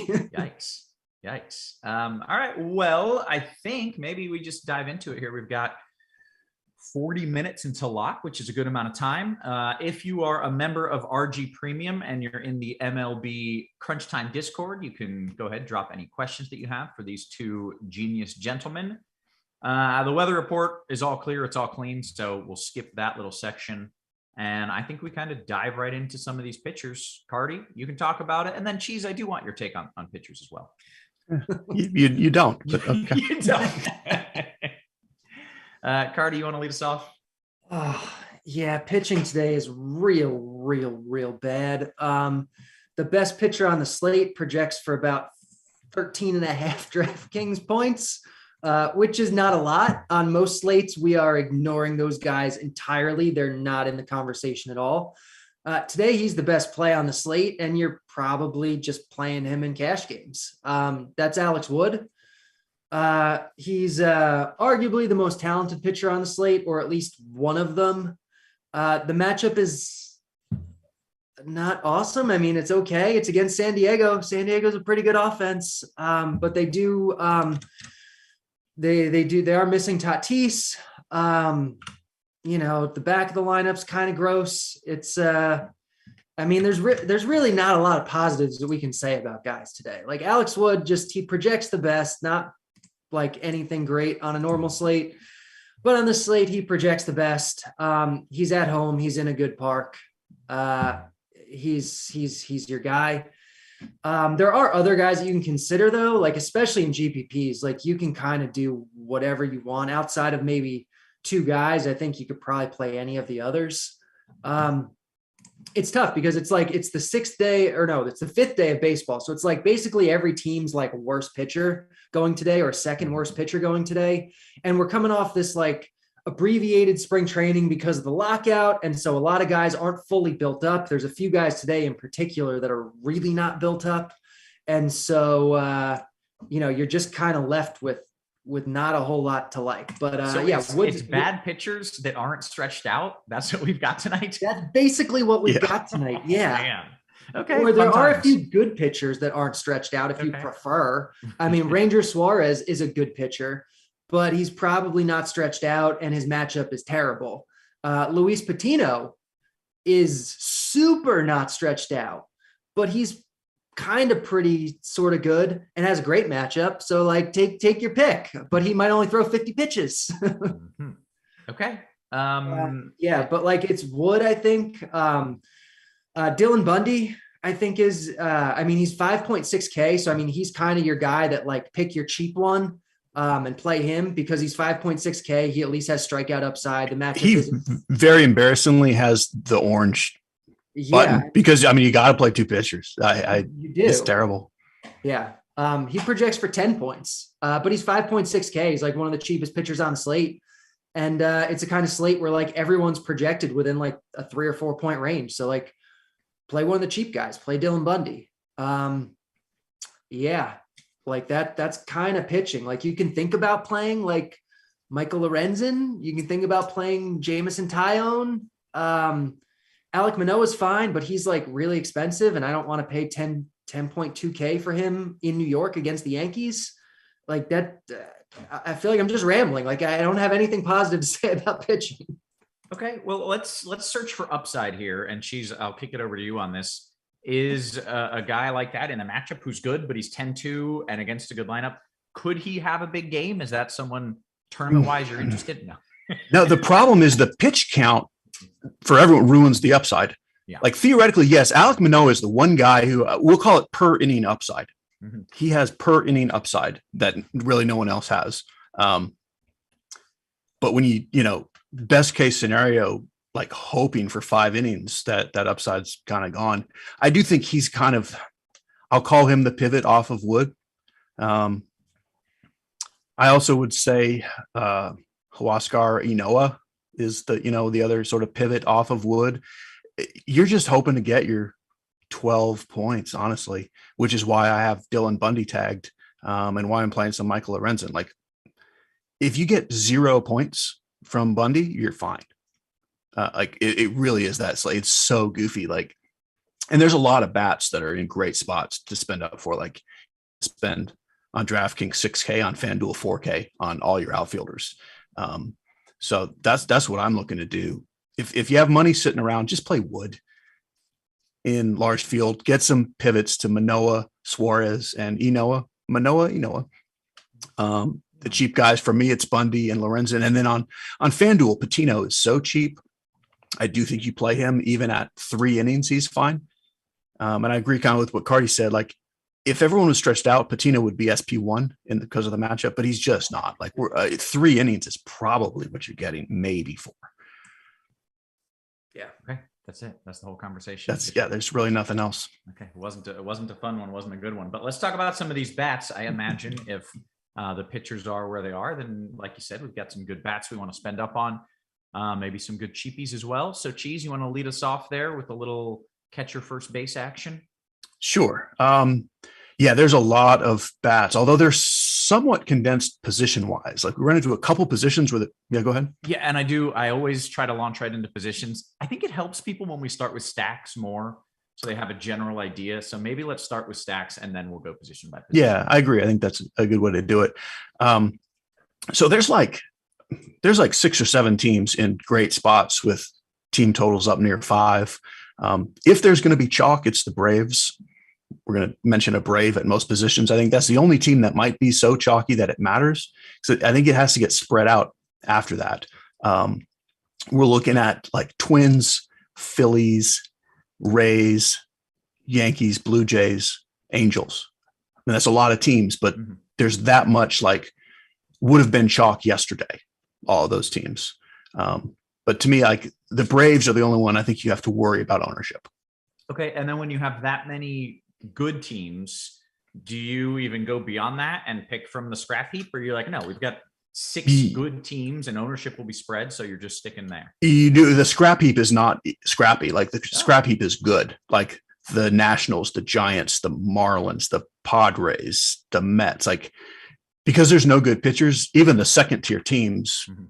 are really in pretty good spots. So you can spread out to almost everybody and have upside. Okay. Carty, you want to talk about some of your favorite stacks, maybe? Yeah, so like the Braves are clearly the best stack today. They're the only team in the bat that projects for over 6 runs, and they're close to 6.5. So the Braves are the best team, but they will be very high owned. I'm with Cheese. Like there are lots of other teams that you can play today. But ones that I like, I guess from like an ownership perspective and just kind of like to get a little weird, the Marlins project really well today. It's a good spot for them. And I don't think they're going to be as owned as like, the Twins, the Phillies, some of these other teams that we've talked about. So I like the Marlins quite a bit. And I kind of like the Mariners, especially with Bundy likely to take up a bunch of ownership. You get some of Cheese's favorite leverage by playing some Mariners. So in all seriousness, if you just want leverage as big as it gets, play Bundy and the Mariners. There's nothing crazy about that. I assure you, it's not. I mean, crazy. they both honestly could get there today. I don't think I would be doing that, but I can see it. Like Bundy gives up, two solo homers and pitches, 4 or 5 decent innings, and then the Mariners go nuts late. It's not crazy. It's possible. You don't have to do it because there's so much good stuff. But yeah, Right. But yeah, the Mariners project just well straight up, and you get that leverage. So I like the Mariners stacks quite a bit. Okay. Cheese, you want to talk about a couple of your favorite stacks? I mean, you mentioned a lot of them there, but do you have one or two? yeah, I mean, I do like the Braves chalk. As far as getting off of that, I mean, there's nothing sneaky about the Phillies, but they are my second favorite. Like I don't think ownership matters after the Braves. I really don't. And I agree with the Marlins thing. I guess the FanDuel specifically, I will say the Giants, they're so cheap. I'm hoping we can get that Giants magic from last year. They do have power in there and it's free. Yeah, I like the Giants too. Okay. Before we get into bats, Roto Tua, and for everyone else who's maybe jumping in late, Roto Tua says, "Hey, I missed it really quick. Can Carty tell me SP 1 and 2 DK Cash? I know it's really SP 6 and 7, but I really don't want to go back there. I don't want to talk about it. you just highlight, just say it real quick. You can. I think it's probably Wood and Bundy, but you can probably make a case for a couple other guys too, like maybe Suarez, Lorenzen, someone else. I forget who. Patino maybe, but I really think it's probably just like Wood and Bundy. Okay. All right. That's fair. Cheese, let's talk about the bats. We got to talk about something positive here. So you can start at the catcher position. Yeah, catcher. Maybe you throw a Real Muto or like a Gary Sanchez in on FanDuel, but mostly catcher is a DraftKings thing. Real Muto's the guy. If you have salary, and you might have salary because of the pitching. Gary Sanchez will be the popular cheap guy. He's the guy with the upside. If you want to get off of Gary Sanchez chalk, which is always a fine idea, I would probably do Austin Nola, or Aaron Nola, but Austin Nola. Keibert Ruiz is a little bit interesting to me as well. Carty, anything different? No, I mean, Sanchez projects as the second best catcher after Real Muto, and he's super cheap. So like, I think you're playing him, and I do really like Nola. And you get some leverage, with Wood. He's fine just as like a one-off in GPPs, even if you're not stacking Padres. Okay, take us to first, Carty. So Shohei Ohtani is expensive. He's $6K on DraftKings, but I think he's kind of just like a lock because you're going to have some money, and he's really, really, really good at baseball. I know it's a small sample size, but has he done anything this year yet? I think he's hit some balls hard. He doesn't have a home run yet. Okay, so no, he's done nothing. He's so cold. He's can't so do cold. It. We're paying $6K for him. He hasn't had a home run in 8 months. That doesn't matter. You're playing Ohtani anyway. On FanDuel, Brandon Belt is really cheap. I know Cheese has kind of mentioned already that the Giants are like really cheap over on FanDuel, and Belt is their clear best hitter. So I like Belt over there, and you can play him and Ohtani because you have the util spot on FanDuel too. So I think for cash, like you don't have to overthink it. Okay, Cheese. So yeah, like on DraftKings, the first thing I did this morning was click Ohtani and Ozzie Albies as core plays. Like, it was just pretty easy to do. On FanDuel, Ohtani's not at first base, which is fine. His first base is still very loaded. I like the Phillies guys. I mentioned again, Brandon Belt on FanDuel is super cheap. Pete Alonso, always a tournament upside guy. The guy that I love how he projects in the bat, and no one's going to play even in Brave stacks, is Matt Olson. Like, he's not one of the first 4 Braves that people are going to put in Brave stacks. I mean, one, he can hit lefties. He's not going to face a lefty for very long. I love Olson in tournaments. People hate playing lefty, but when you're one of the best hitters in baseball, you should probably consider him in your stack. Okay. Cheese, take us 2 seconds. Yeah. So the one place on the slate that I'm certain will see massive ownership is Ozzie Albies. He has the biggest edge over the rest of his position than anybody else.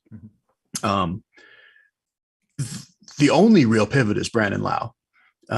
If you just want to make a lineup that doesn't get too sneaky, but a little sneaky, just play a Brave stack with Lau instead of Albies, and you have the best stack, and you've taken some of the ownership away. Play Olson, and then don't play Albies, and you're done. But if you want the lineup that's most likely to score the most points, you want Albies. Okay, and those are the only 2 guys you're really looking at? I mean, everything else is pretty much just in a stack, or, searching for ownership salary, which you don't really need to do. It's pretty much Albies and Low. Okay.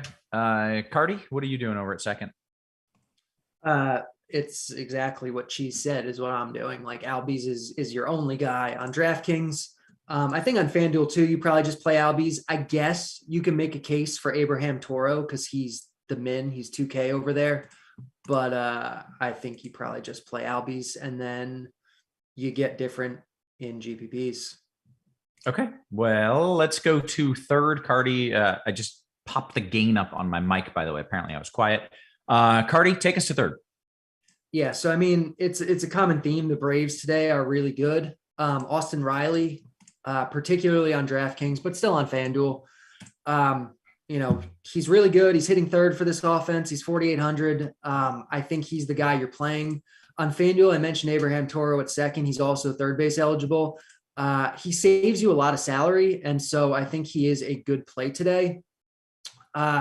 In tournaments, I think the guys at the end of the last show mentioned, you're never going to get Manny Machado this cheap. He projects as the second best third baseman on the slate, and he projects at 1% ownership. So, in tournaments, I think a guy like Machado is really interesting. I mentioned kind of liking Marlin stacks. Brian Anderson's 3.3K at this position. He's a good one-off. He's good in your stacks. There are other ways to go, but in cash, I think you just play Riley. Okay. Cheese, real quick. Just heard we've got hundreds and hundreds and hundreds of people on the YouTube watching this live. So if you're watching on YouTube and you appreciate the free crunch times that we and FanDuel are providing, hit that like and subscribe button. We would appreciate that very much. We'd be very, very grateful for it. Cheese, third base. Yeah, it's pretty much Riley, Rendon, Machado are kind of their own tier up top. And I don't think Machado will be quite as low owned as we project him, but he'll be clearly way less owned than he should be compared to Riley, especially. Play some Machado. A guy, I guess I'll mention at third, just to talk about the team in general, Matt Chapman. The Blue Jays in general are just one of these teams. They're so good. If you're a multi-enterer, you should play a Blue Jay stack every day, all year, no matter what. They're facing Jameson Taillon, whoop-de-doo. The Yankees have one of the best bullpens on this slate. But again, whoop-de-doo, Kevin, whoop-de-doo. It's the Blue Jays, and no one play some Blue Jays. Seriously. Okay. All right. Let's go to shortstop. Whoop-de-doo. The other guy I like, Eugenio Suarez. I mentioned really liking Mariner stacks with leverage off of Bundy. Suarez is a huge power guy. Bundy gives up home runs. It's almost a home run waiting to happen. So I do like him quite a bit. Suarez should totally be on the Twins this year. Sano, Gary Sanchez, Suarez. We need those guys all in a row. That would be fun. Cheese, shortstop. Another, it's not a great, but it's kind of like third where you have kind of a drop off, like Correa, Swanson, Bichette are the guys that I like the best. They're the guys that project the best in the bat. The guy who doesn't project well that I'm curious if Carty likes at all is Wander Franco. Like he's kind of pricey on DraftKings, and like the Rays in general are just such a hard team to play because they're like that better in real life team than DFS. Like kind of Lau is kind of the only guy you ever really want. But like we're still projecting Franco for a lot of ownership. And he'll be in like every Rays stack. And I like him about as much as that Correa, Swanson, Bichette, but especially if we're factoring in that we think Franco is more popular than those guys, I would have him fourth in that group. And I would go Correa, Swanson, Bichette, and then Franco. Yeah, I would too. Franco doesn't project that poorly. You know, he's below the other guys, but not by a lot. But he projects for a lot more ownership than Bichette and Correa. So just play Bichette and Correa instead. But it's worth noting the bat loves Franco. The bat in general, the bat hates rookies all the time, hates every rookie in the entire world. The bat loves Franco. It has Franco projected as the fourth most valuable player in the American League this year. So it likes Franco a lot. Kevin Roth loves it in this spot. Yeah. So yeah, probably not today, but you know, he is good. Like Cheese said though, like that top tier, Dansby Swanson's 1,000 cheaper than all of them. So like, yeah, he's another Brave, but like he's one of the best plays and he's 1,000 cheaper. So do that. If you need to save money, because you might need to save money at like one or two spots, this is a spot you can consider doing it, especially because you can only play 5 Braves. So like maybe Swanson's not one of them. I'm going to butcher his name, but Thairo Estrada, he's been playing second base for the Giants with Tommy La Stella on the shelf, and he's 2.6K. He's sitting 6th against Nick Martinez. He's a decent way to save money. Okay. Outfield it is. Carty, you get the honor and the privilege of going first there. So we mentioned Ohtani at first. He's also outfield eligible on DraftKings, only outfield eligible on FanDuel. You're definitely playing him on FanDuel. You're definitely playing him on DraftKings. I think you probably play him at first on DraftKings, but we just want to mention him again. Marcell Ozuna. I mean, the Braves are not only the best offense, but a lot of their best plays are too cheap. Like Marcell Ozuna is 3.8K, and he's probably one of the best 5 outfielders on the slate. So like, it's silly. So Ozuna's really good. Adam Duvall in the same lineup is really good at 4.1K. I mentioned liking Marlins stacks and Marlins hitters in general. Jorge Soler, noted prototypical leadoff man, Jorge Soler has been batting leadoff for the Marlins this year, which is really fun. He's 4.1K. He's in a good spot. They're outside of Marlins. Paul, if you had a team and you could either bat Soler or Dan Vogelbach leadoff, like what do you do? You have 2 leadoff hitters. Which one do you choose? I mean, it's a good question. You probably, I mean, Vogelbach's a lefty, Soler's a righty. I probably just platoon them, against. It's glorious what we're seeing this year. I love everything about it. Yeah, it's really good. But this is a really good spot for the Marlins. They're getting a big park upgrade, especially in the power department. Like Marlins Park is terrible for power. Angel Stadium is actually sneakily one of the best parks in baseball for power at this point, and it could get better this year with this humidor thing. So I really like Soler in this spot, especially at his price. Jesus Sanchez in the same lineup, batting second, 4.2K. I like him, quite a bit. I mean, then you have, just like your top guys, like you're going to have money to spend. So like you might just be able to play Mike Trout or Byron Buxton. They're really good. Darren Ruff. We like some of these cheap Giants. I think Darren Ruff is a good play. Yeah, I mean, that's kind of, I think, predominantly the guys I like in the outfield. Okay. Geez, that was a lot of guys. I imagine you agree with most of them. Anything you want to add? Yeah, it's so loaded tonight. Like this would be a good outfield group for a 15 gamer. If I have to try to separate them, I guess I agree with Ohtani's at the top. I would go Soto, Harper, Buxton, Trout.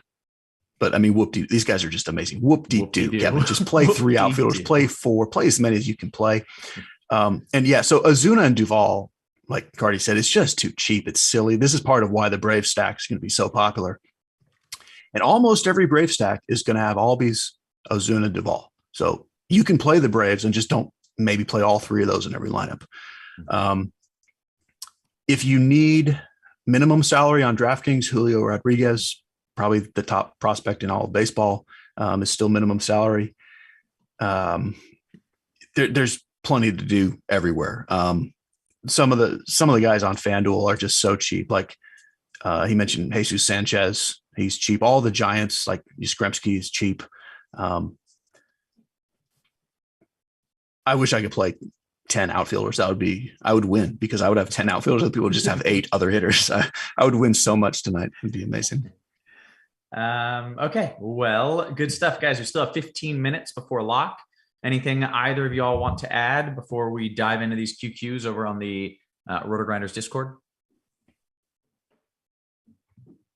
No, take that as a no. I'm going to double check New York, even though, everything's fine, but that's what I do. I'm paranoid. Oh yeah. Not even a drop of rain. So we're good. Okay. I think I'd like to take one question out of the chat, because I think the best question today is, where's Dean? Question mark. I saw that. Yeah. He's already gone. We're starting early today, and you missed the Dean, which is about the worst thing you can do in a day. Is miss Dean. He was here. He hung out even with us for like 10 minutes, and you still missed him. And now he's gone. But guess what? He's going to be back tomorrow. And then every day from that point forward, literally forever. Yeah. I just want to note that Flores Mark is like, I can't believe Roth, Dave, and Carty are on here. This is a ridiculous show. Where's Dean? All right, let's see. Jay says Atlanta stacks in DK single entry, too chalky. Cheese, you talked about this. You like the Atlanta stacks, but you think maybe you can do a little juke. Give him the okey doke. Yeah, I mean, it is chalk, but the chalk is somewhat condensed. Like, just play Olsen and don't play all three of Albies, Duvall, Ozuna, and you're okay. Okay. CLT says, hey, Cheese, you going to take some season-long start sit questions today? No. Oh, I thought the answer was going to be yes there, right? Because you got to know what's coming down the pipe, right? Yeah. Yeah, that's not easy. DUI says, DKGPP, what criteria are you looking at when determining 3, 4, 5-man stacks? So this is a theory question. Whichever one of you thinks you have the best answer, jump in and go. Now, don't all jump in at once. I mean, we have time to all answer. So when I'm building by hand, it's simply, is the player that I'm putting in my stack for the sake of stacking considerably worse than the other guy I could put in? And I actually kind of touched on this in the article today. If I have an Angel stack, I'm going to go Trout, Ohtani, Walsh, and probably Rendon. If I'm looking, so then to stack, I would say, well, I can play Joe Adell or Rojas. If I can afford Juan Soto, I'm playing Juan Soto. Like, that's my decision point. Like, can I get a guy that's just clearly better than what adds to this stack? If it's close, I'm adding to the stack. If it's not close and I've got salary, then I'm playing the clearly better player. That's what I do. Okay. Carty, anything you want to add to that? No, I mean, I think Cheese kind of nailed it. Okay, great. A few more QQs. D-Rock, DKGPP, last piece, Soler, Cruz, or Yastrzemski. That's Yastrzemski if you're new here. Sorry. Say those again one more time, please. It was Soler, Cruz, or Yastrzemski. It's just like one of those three? Yes, it is. In cash games, what was It was DKGPP. It's still Soler for me. Yeah, I mean, Marlins aren't even going to be high on yet. Soler. Okay. FanDuel Cash, Cheese, Bichette, Toro, or my boy Wander Franco and Eugenio Suarez. In cash, I would go Bichette, Toro. I'm also very proud of myself. It just said E Suarez, and it just popped right in, that first name. Just popped right there. Like, you know who's what. Like, we're still fresh. Aside, FanDuel Cash, 2v2, Wendell and Ohtani, or Trout and El Toro. Carty? I mean, I don't love Wendell, but I think you kind of have to have Ohtani, so I'd probably go that route. Okay. Crazy Coop. Love this question. Cheese, can we go double barrel crappy starting pitchers and then release the hounds? You can, because there's no good pitching. Like, you're not giving up much. No one's dropping 40 points at pitcher. You can barely even spend the salary if you have it, but you can. I mean, you can. And yeah, I mean, I think you can do it. It's just like who's your second crappy pitcher? For me, it's Lorenzen. Like, if you go Lorenzen, Bundy, I mean, you play whatever you want. I think that's fine. Well, I almost want to enter a lineup now just so I can do that, because that sounds fun. Will, DK Cash, 2v2, Estrada Trout or Swanson Soler, Carty? I think it's Swanson Soler, but it's pretty close if you're fine either way. Okay. This is an interesting question from Jay Sams. Cheese, we know that projections kind of take a backseat compared to other sports. I don't know if that's true. But how much does ceiling projection? Just skip the dumb question. Yeah, that's one way to piss off inventor of the projection system, the bat. How much does ceiling projection mean to you when you're hand building lineups? This is specifically a FanDuel question, though I assume it applies to both. Cheese. I assume it does. So we got to be careful with Carty's on the show, so we don't want to fight. I don't use projections at all, period, when I'm hand building. I just don't. That's what it is. Obviously, I use projections when I'm using lineup builder. Mm-hmm. But I mean, the question to me, how much do ceiling projections mean when hand building? I guess that depends what else you're looking at. If you're not looking at anything else, like if you don't kind of have your own list that you're making from looking at matchups, then I would solely use ceiling projections. You know what I mean? So like, I'm doing something on my own because I'm writing a 40,000 word article. So I'm going through all these matchups, looking at all this stuff that is similar to what projection gives you. If you're not doing that, I'm sort of creating my own projections in my head, but there's not an actual number. Yeah. But if I didn't do any research, didn't know what I was looking at, then absolutely look at ceiling projections. So I don't know if that answer helps or not. I think it does. And I think that's what I expected you to say, was that ceiling projection is almost all that matters. Not entirely, but it's. Yes, I'm doing my own thing, but that's essentially what I'm trying to come up with anyway, is who has the highest ceiling on the slate. If you don't have time or a way to do that, well, yeah, Derek's done it for you. So yes, then that is what I would look at. Great. Yeah. Okay. Excellent. You handled that excellently, by the way. You not only didn't offend Carty, but in the end, you complimented his projection system as well. So, well, I think most people know kind of my whole stance on projection. Like, it's just not, I do things a different way, but very publicly and openly, like, Carty's projections are the best by far. And if you are trying to build a bunch of lineups and you don't have his projections, you're doing things in a silly way. Right. Unless you have time to pull a cheese and spend 12 hours doing. Yeah. At some point I should find something else to do. All right. Good question here. Cranester says, DKGDP, how about Stanton as an outfielder tonight? You know, I can't stand this dude because he has the ugliest swing in baseball, but he just hits a line drive, just laser beams balls out. Wait, can I do the swing? Can I do the swing for you? Yes, please. And it's amazing how far. That's it. That's his whole swing, and it goes so far. It's incredible. Just love it. It's amazing. Yeah, and it just keeps going, and it never ever loses trajectory. How about Stanton as an outfielder tonight? I'll give this one to Carty. I think there's enough to like offensively on this slate where you don't need to attack who is probably the best pitcher on the slate. I just think it's getting too cute tonight. Okay. I'm seeing this just in our chat and I haven't seen it confirmed, but Aside says Trout scratched. Have either of you seen anything? That in the chat is the first thing I've seen. Luckily that's, that game's not for 3 hours.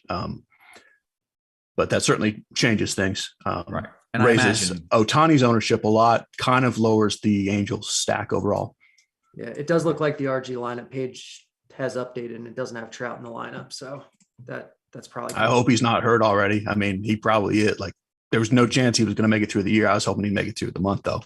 Yep. And just did get a message from TJ who says, yes, Trout was just scratched. Okay. So let's talk about the pivot. You mentioned there was a handful of upper echelon outfielders. So I assume this is a pretty easy pivot to just another upper echelon outfielder. Yeah, I mean, you go Ohtani, you go Soto, you go Harper, you go Buxton. I mean, if it's part of a stack, you kind of have to rebuild and rethink things. If it's just you have Trout on his own, I mean, just play one of those other guys. Whoop-de-doo.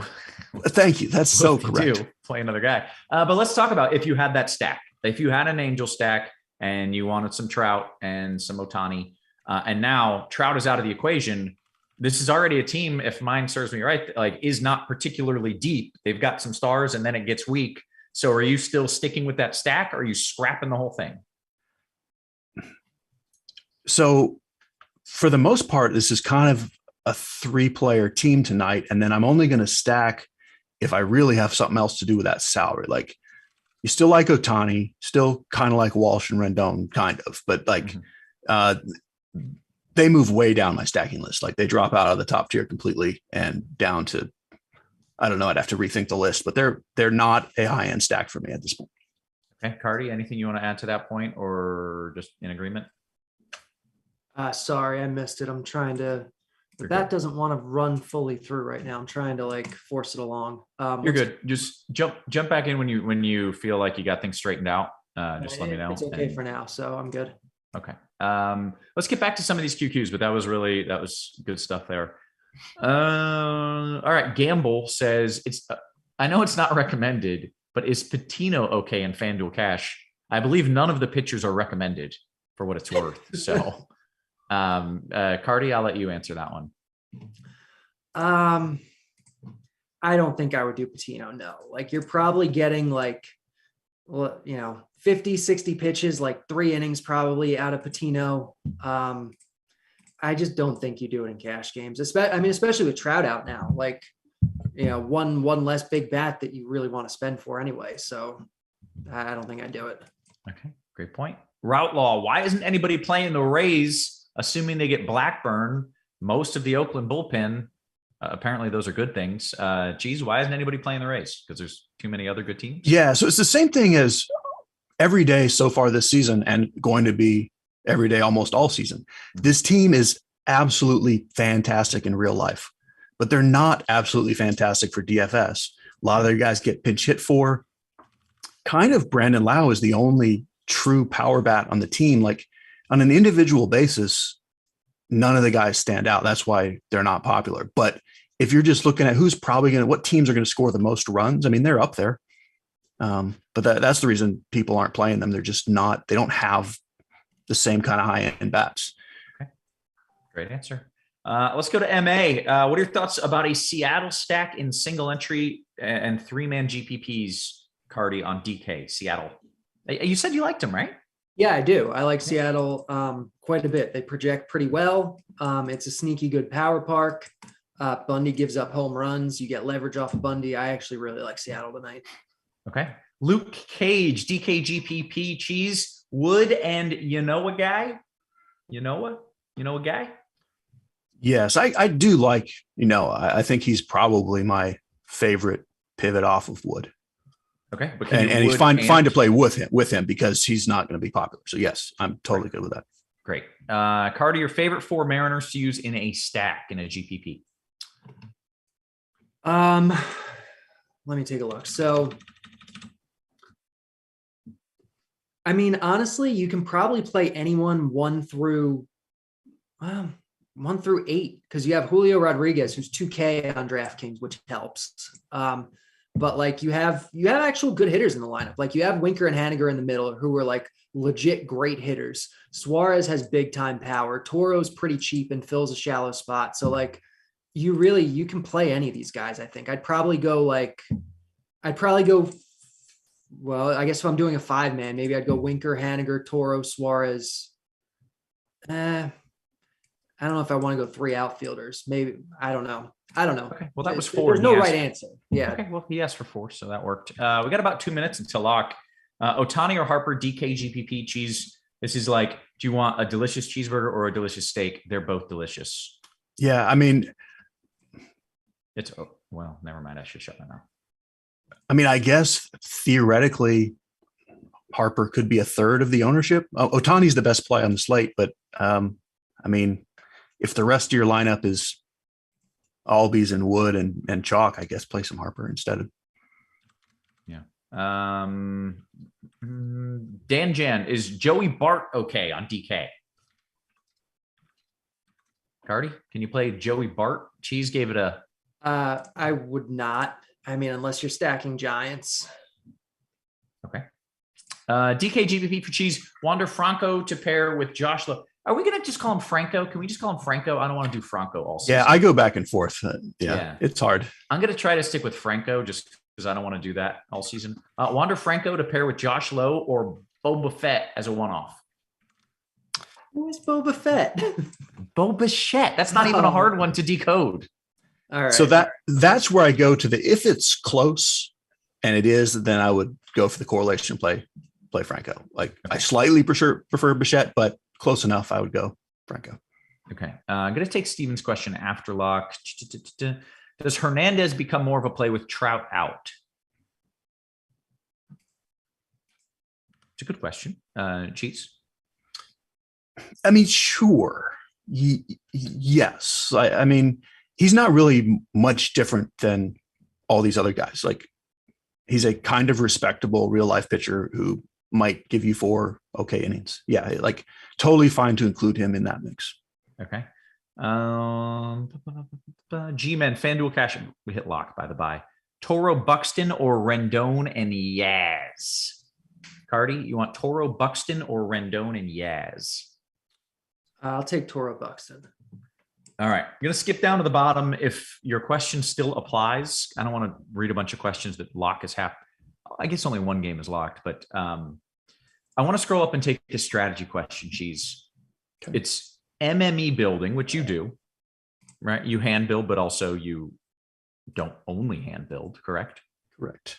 All right. Got another notification here. She's another scratch. Abisail Garcia. At least these are late games, so we have time to mess with it. Okay. When MME building, Cheese, how would you tell it to group these players together for a specific team if you're already using the stacking tool? Like Cheese's article mentioned, there are 3 guys he'd want together on a team. That sounds very in-depth, but you may be the man for the answer. So that's in-depth enough that honestly, I don't do it, but you use player groups. So like if you need to have, like, if you like my grouping idea and you say, I want to build my angel stacks around Otani, Rendon, and Walsh, then you can put those 3 players in a player group in the lineup builder. And you can say, if I play one of these guys, I need to play the others. Gotcha. Or you can, that's kind of the only way to do it. And it takes, like, if you have to have 1 or 2 teams you're doing that with, it's not that hard to do. If you have a bunch of groups, I mean, it can take a lot of time. And then that sort of ruins some other lineups, like, which is why I don't do it. Like my player groups, that's for my hand built lineups, because I know how I can get them the way I like them. Part of the reason I use the lineup builder is to get combos that I would never give myself. You know, there's that makes sense. There's some days I'll make, if I'm not on the show and I have time, I'll make 60, 70, 100 lineups by hand. There are combos I will never get that I'm happy to let the lineup builder give me. Like, that's why I use it. That's why I have the projections. Like, give me something I'm not going to build. But the only way that I know to do that is go in player groups, and you can group those guys together. And you've told me in the past, like, on occasion, those random spit out lineups that you would look at and you would never ever build, those are the ones that can hit sometimes, because in these huge tournaments, and the way I said it last year, I'll say, like, you can't think your way to beating 30,000 people in a tournament. It's not a thing. I love that. Say it again, Cheese. Say it again. You cannot think your way into beating 30,000 entries. Sometimes you got to just let it give you the random, like, you left $1,000 on the table and you have Joey Bart. And like, you would never just do that and leave it. I mean, someday this year, maybe Joey Bart will hit 2 home runs, maybe. And the only way I'll ever have him is if I'm saying, give me 15 giant sacks, and they'll just be what they are. And I don't go through every lineup and look at them. Because if I did, I'd get rid of them. I'd be like, well, not that one. Right. Okay. All right. That's good stuff. DK Cash Carty, question for you here. Post lock, Olsen Peterson or Duval Soler? Sorry, one more time. Yeah, you're good. DK Cash, Olsen Peterson or Duval Soler? Duval Soler. I like Olsen as part of stacks in GBPs, but he's not a cash guy. Great. Okay. Cheese on FanDuel single entry. You mentioned outfield was so deep. Do you have lineups that have 4 outfielders? If it's possible, right? Yeah, because they have the util spot. Oh, well then hell yeah. Yeah, I would say the majority of my lineups have 4 outfielders. Yeah. And on DK, you can have 4 outfielders because at first base, you got an outfielder. Yeah, there's a few. Yeah, if you put Ohtani at first, there you go. You got 4. There you go. Oh, scroll down just a little bit. Okay, Showboat King. I haven't read this question. Will my Toronto 5-man, San Francisco 3-man stack be a Fogo de Chao or Golden Corral buffet? Okay. Is this a buffet is this a buffet you want to attend, or a buffet that's going to leave you with food poisoning? Yeah, I mean, basically that question is this going to be something really great and expensive, or really great and cheap? I had Golden Corral once before a basketball game. It was our team high school pregame meal, and the entire team before the game. We were all ill. Whose idea was that? It was a terrible, terrible idea. I have not been back. It was not great. Yeah. Okay. Well, we have caught up on the questions. A few things to note. If you're watching this on YouTube, you too can ask questions. Hit like, hit subscribe, and then join Rotogrinders Premium. You get $10 off your first month of RG Premium if you sign up. And that's whether you're doing single sport, which is already pretty cheap, or if you're doing the combo package, which is the best deal in the biz. You get $10 off. So go ahead, sign up, join the Rotogrinders Discord, and then you too can ask questions to smart minds such as Cheese, such as Carty, all of our other hosts, and me, if it's weather related, or if you just want to know what you think. Right. You just want to know. Sometimes, if it's about Ohtani, I'll tell you, play the dude. I'll tell you that every day, and I'm usually right. So, Steve O says, hey, if I'm not stacking the Angels, then a Trout for Casty, lazy swap 1v1. That's cool, right? You guys cool with that? I mean, you can do better. Ooh, can you? So he's one of those guys that he's so far down the list, and yet great. On some other slates, he would have been the top outfielder, but tonight he's 10th, but it's a darn good 10th. I mean, I don't mind him. Who do we like more? We don't need 10th. We need 4th best. Well, we like Soto, Harper, Buxton, assuming you already have Ohtani. But I mean, yeah, Castellanos is very good as well. A great play. Yeah. Okay. I mean, the Braves guys, the cheaper ones, Ozuna. If you have something to do with the salary, they project better straight up than Castellanos. I don't think you're playing him at least in cash. I don't know what the question was for. Definitely not in cash. Yeah. I think we should get on here on this question, which is my favorite question of the night. Although Dan Jan saying, is big body Kelvin Johnson going to hit a homer tonight? That's good stuff right there. That made me laugh. But CLG says, Roth, let's play a game. MLB player or country musician, Cal Raleigh. Love it. I assume this is a baseball player, but man, it sounds a lot like a country musician. He's a great pitch framing catcher for the Seattle Mariners. There you go. Yeah. But that is absolutely a country singer name. I love that. Yes. That's a wonderful country name there. Okay, that's it. Cheese, I've got a folksy song for you that I need to remember to send you because I think it's really good. And I heard it and I thought Cheese would like this song, I think. Excellent. Please do. I'm going to awkwardly send that to you after the show. I will awkwardly receive it. Okay, that sounds great. Okay, with that, we are going to get on out of here. So for Cheese, for Carty, for Devin, always working hard behind the scenes. Guys, we appreciate you. We love you. And we will catch you tomorrow. You have been crunched.